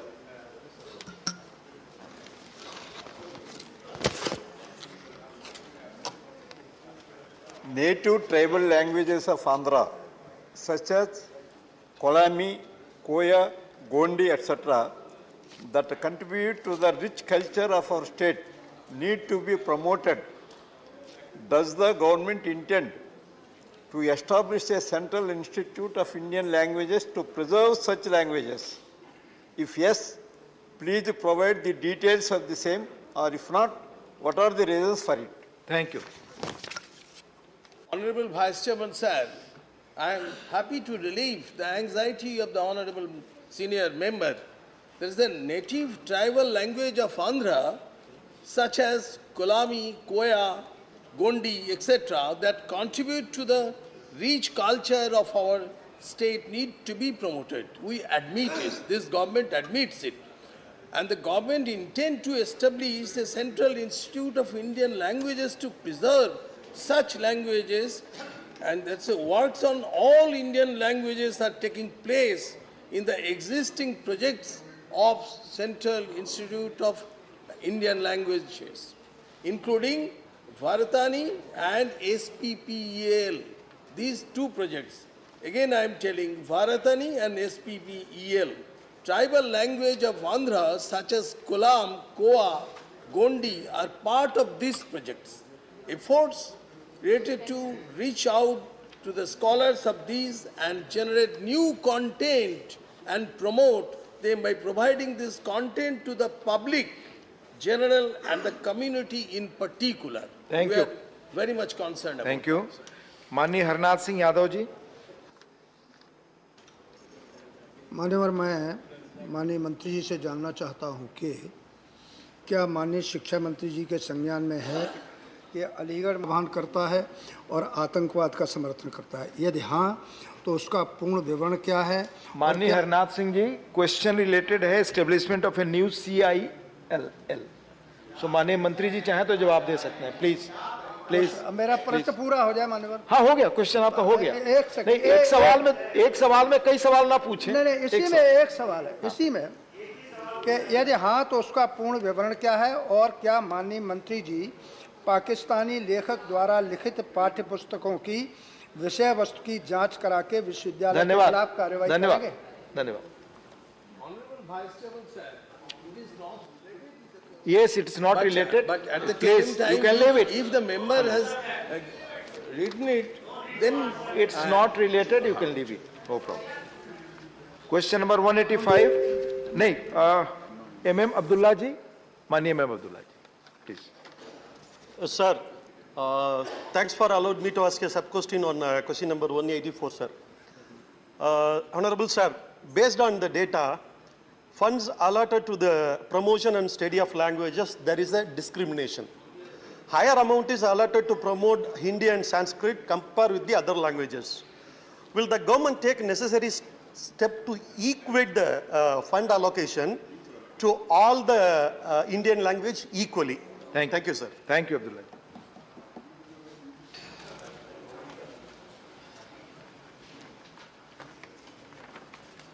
Honorable Vice Chairman, sir, we have the budget allocation in different languages, and it has been done according to the need of the institutions, and this is always according to the needs they demand, and at the same time it is being examined to the ministry, and at that wise fund is being granted. Dr. Ashok Bajpai. माननीय उपसभापति महोदय, आपके माध्यम से माननीय मंत्री जी से मैं जानना चाहूँगा, केंद्रीय भाषा संस्थान की स्थापना के साथ ही लखनऊ में भी एक केंद्र स्थापित किया गया था. मान्यवर, आपकी भी जानकारी है कि उत्तर प्रदेश में अवधी भाषा और भोजपुरी भाषा का बड़ी संख्या में इनका प्रचलन है, बोली जाती हैं.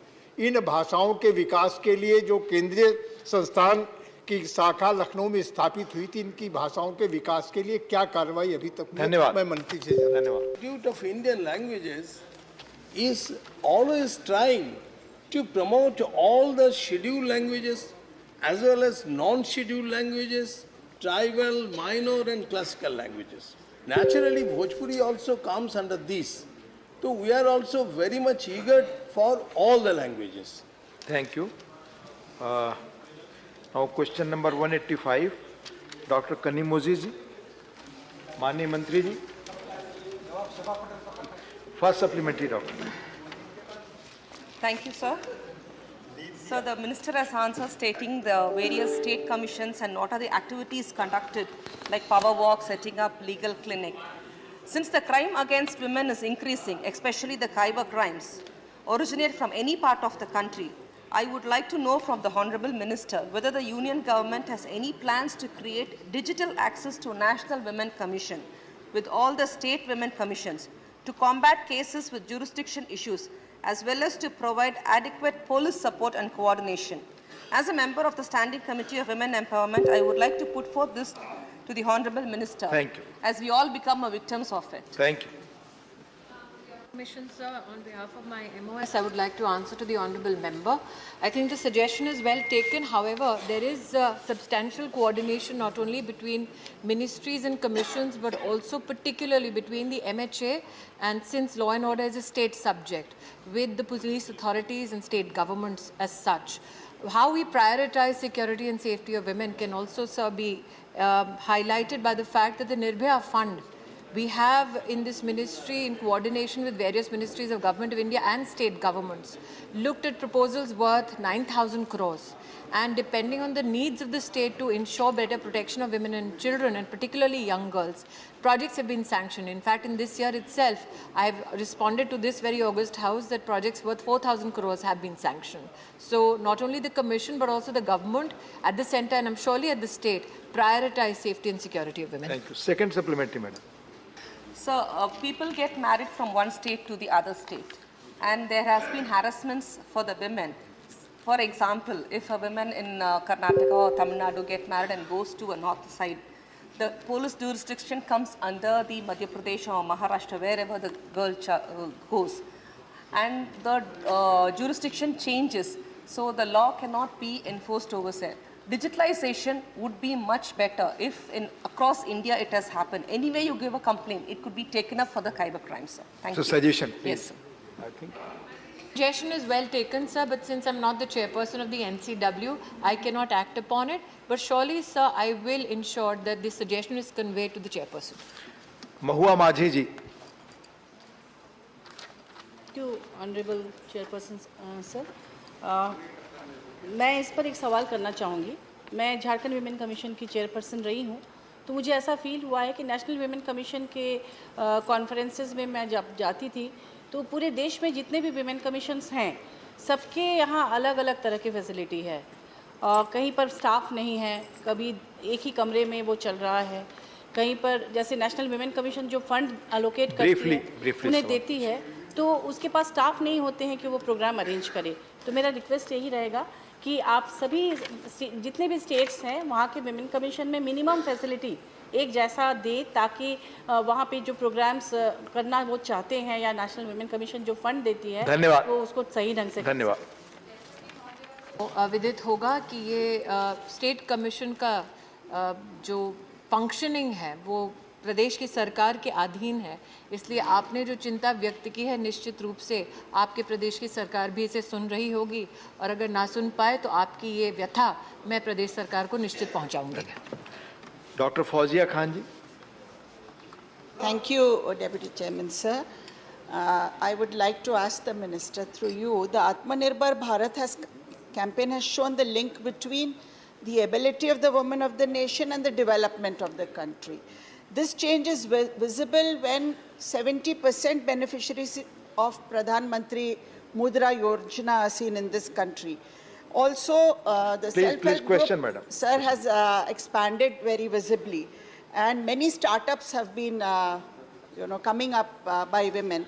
So I would like to ask the Minister that since the woman's role is continuously expanding, are you thinking of expanding the scope of the National Women's Commission also? grateful that the honourable member does acknowledge the work done by the Government of India under the leadership of Prime Minister Modi, especially with enhancing capacities and potential of women of our country. Yes, I will enunciate and add to what she has said, not only in Mudra Yojana, but also when you see Stand Up India, where women are not looking at only SME sector, but also wanting to partake in mid-sized companies and lead them. We see that 80% beneficiaries are women.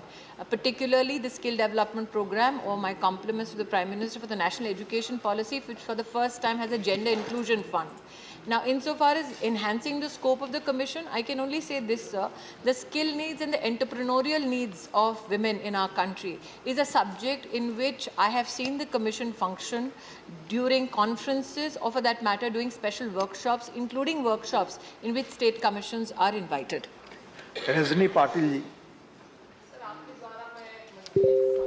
चाहती हूँ कि UP के कार्यकाल में sex abuse at workplace ये कानून पास हुआ था, फिर भी आज के तारीख में जब हम देखते हैं कि वास्तविक चाहते कि उसके लिए आप क्या स्टेप्स लेने जा रहे हैं? धन्यवाद। My particular privilege that when I was a member of the opposition, Sexual Harassment at Workplace Bill 2013 was discussed in this House, and I participated in that debate. Hence, I can only say this, कि जो माननीय सांसद महोदया ने 2-3 विषय के ऊपर ध्यान आकर्षित करने का प्रयास किया कि घर में घरेलू हिंसा से कैसे जूझें, दूसरा जो काम पर हिंसा है अथवा महिला का जिस प्रकार से वहाँ पर काम में गतिरोध लाने के लिए किसी न किसी वायलेंट मेजर का इस्तेमाल किया जाता है, तो 2 छंदों में इसका जवाब देना चाहूँगी संक्षेप में। एक, लेबर मिनिस्ट्री के साथ सतत हमारा प्रयास रहता है कि लेबर कोड में वर्तमान में महिला काम के स्थल पर सुरक्षित हो, ये आप लेबर कोड में भी इसे विस्तृत रूप से देख सकती हैं। साथ ही नेशनल कमीशन फॉर विमेन हो या मिनिस्ट्री ऑफ होम अफेयर्स हो, हम मंत्रालय के माध्यम से न सिर्फ कमीशन बल्कि साथ ही प्रदेश की सरकारों के साथ मात्र महिला बाल विकास मंत्रालय नहीं बल्कि प्रदेश की अन्य इकाइयों के साथ भी सतत संवाद रखते हैं। कई बार महिलाएं ग्रीवियंसेस डायरेक्टली हमारे पूर्णता ना मिल जाए तब तक हम ये संवाद महिला के साथ और प्रदेश की सरकारों के साथ जारी रखते हैं। धन्यवाद। क्वेश्चन नंबर 186 माननीय शक्ति सिंह गोहिल जी। थैंक यू माननीय उपसभापति महोदय जी। मेरा क्वेश्चन नंबर 186 माननीय मंत्री जी। फर्स्ट सप्लीमेंट्री माननीय शक्ति सिंह।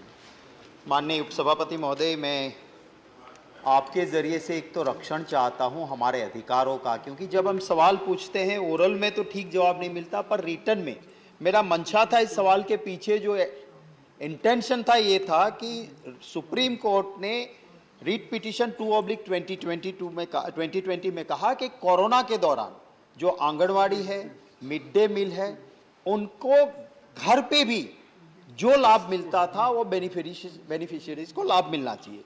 नीति आयोग के एड से एक सर्वे हुआ, उसमें भी रहा कि 40% धात्री महिलाओं को जो लाभ मिलना चाहिए नहीं मिला। मैंने ब्यौरा मांगा था माननीय उपसभापति महोदय, 38 जून 2021 का दिया, पर प्री कोरोना क्या नंबर्स था वो नहीं दिया था। तो मैं पहले मेरे सप्लीमेंट्री में माननीय मंत्री जी से जानना चाहता हूं कि total beneficiaries on date 30th June 2021 as per your written reply are 9,61 lakhs and odd. Now I would like to know, pre-corona, how many total beneficiaries were there? Thank you. The honorable member seeks to get a response on a specific number for a specific date. He oscillates between pronouncing the Niti Aayog report, which has been factually reported in the answer given to him. Then again, he oscillates back to another date, which he wants me to give a specific answer on. I would like to hear, sir, clearly state 4-5 issues. The report that he alludes to is a report which the Niti Aayog in its acknowledgements acknowledges and disclaims publicly. The views of it are not supported by Niti Aayog. Secondly, possibly why Niti Aayog does not support the view is because the survey was done telephonically based on a call list based on 2011 census. Thirdly, in-depth interviews were done only with 30 workers in a country where there are 14 lakh Anganwadis. Now, when the honourable member seeks to find out how many services have been provided to how many beneficiaries, sir, as of May 2022, and sir, I'm sure the honourable member is aware that implementation of these services rests with state governments across the country. Digitally, verbally, in writing, states have reported that they are currently in May 2022 serving over 9 crore 18 lakh beneficiaries, women and children included. I must here also highlight that there is an age group within which children, and there is a medical instance when there is a pregnant and lactating mother who is to be serviced through the Anganwadi. For the member to presume that the number of pregnant and lactating women will stay the same throughout, for the member to presume that a child between the age of 0 to 6 will stay fixed up to the age of 6 and not grow beyond the age of 6, I think, sir, is something that he needs to introspect on.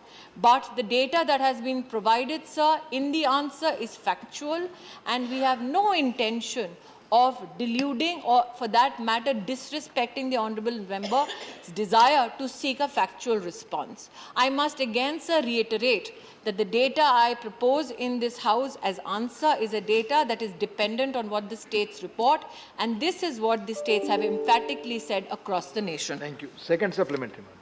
माननीय उपसभापति महोदय, मेरा second supplementary ये है, पहले में तो माननीय मंत्री जी ने कह दिया कि नीति आयोग जिसको पैसे देता है और उसके रिपोर्ट को आप स्वीकार नहीं करते हो, तो आप कैसे लोगों को पैसे देते हो कि जो आपका रिपोर्ट आपको स्वीकृत नहीं है?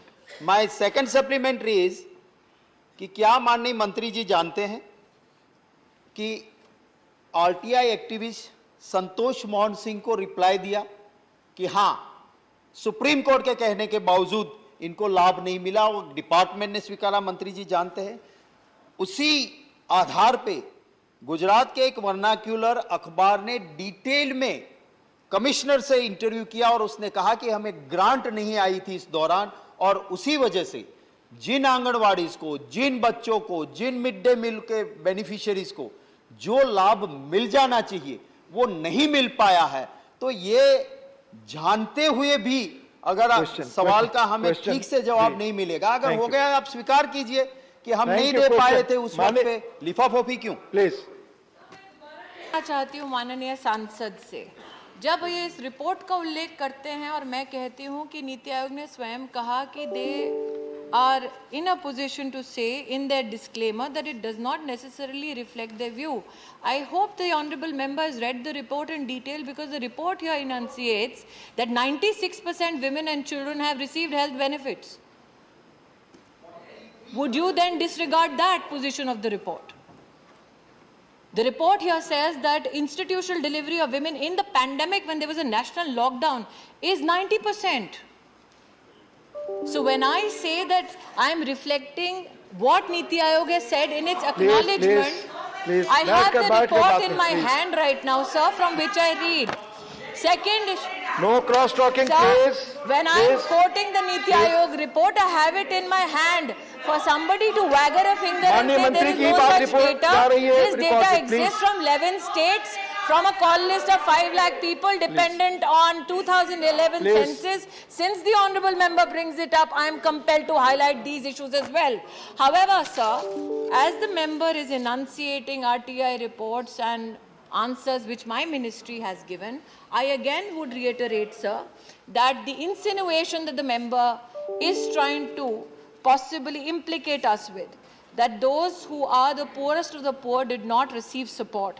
I can say as on March 2022, in our Anganwadi services as reported by state governments, not only in the Poshan tracker but also the ICDS portal, which is functional in recognition of the state's effort, we have again seen from the SC, ST, OBC communities, we have ensured that beneficiaries to the tune of close to over 3 crore 50 lakhs have received the benefits from their state government. For the member to insinuate, that his position is correct and that of state governments democratically elected in this country are giving spurious data, sir, is unfortunate. Please, माननीय सुशील कुमार मोदी जी। उपसभापति महोदय, मैं माननीय मंत्री महोदय से जानना चाहता हूं कि सुप्रीम कोर्ट ने आंगनवाड़ी वर्कर्स एक बज चुके हैं। आंगनवाड़ी वर्कर्स को ग्रेच्युटी देने के बारे में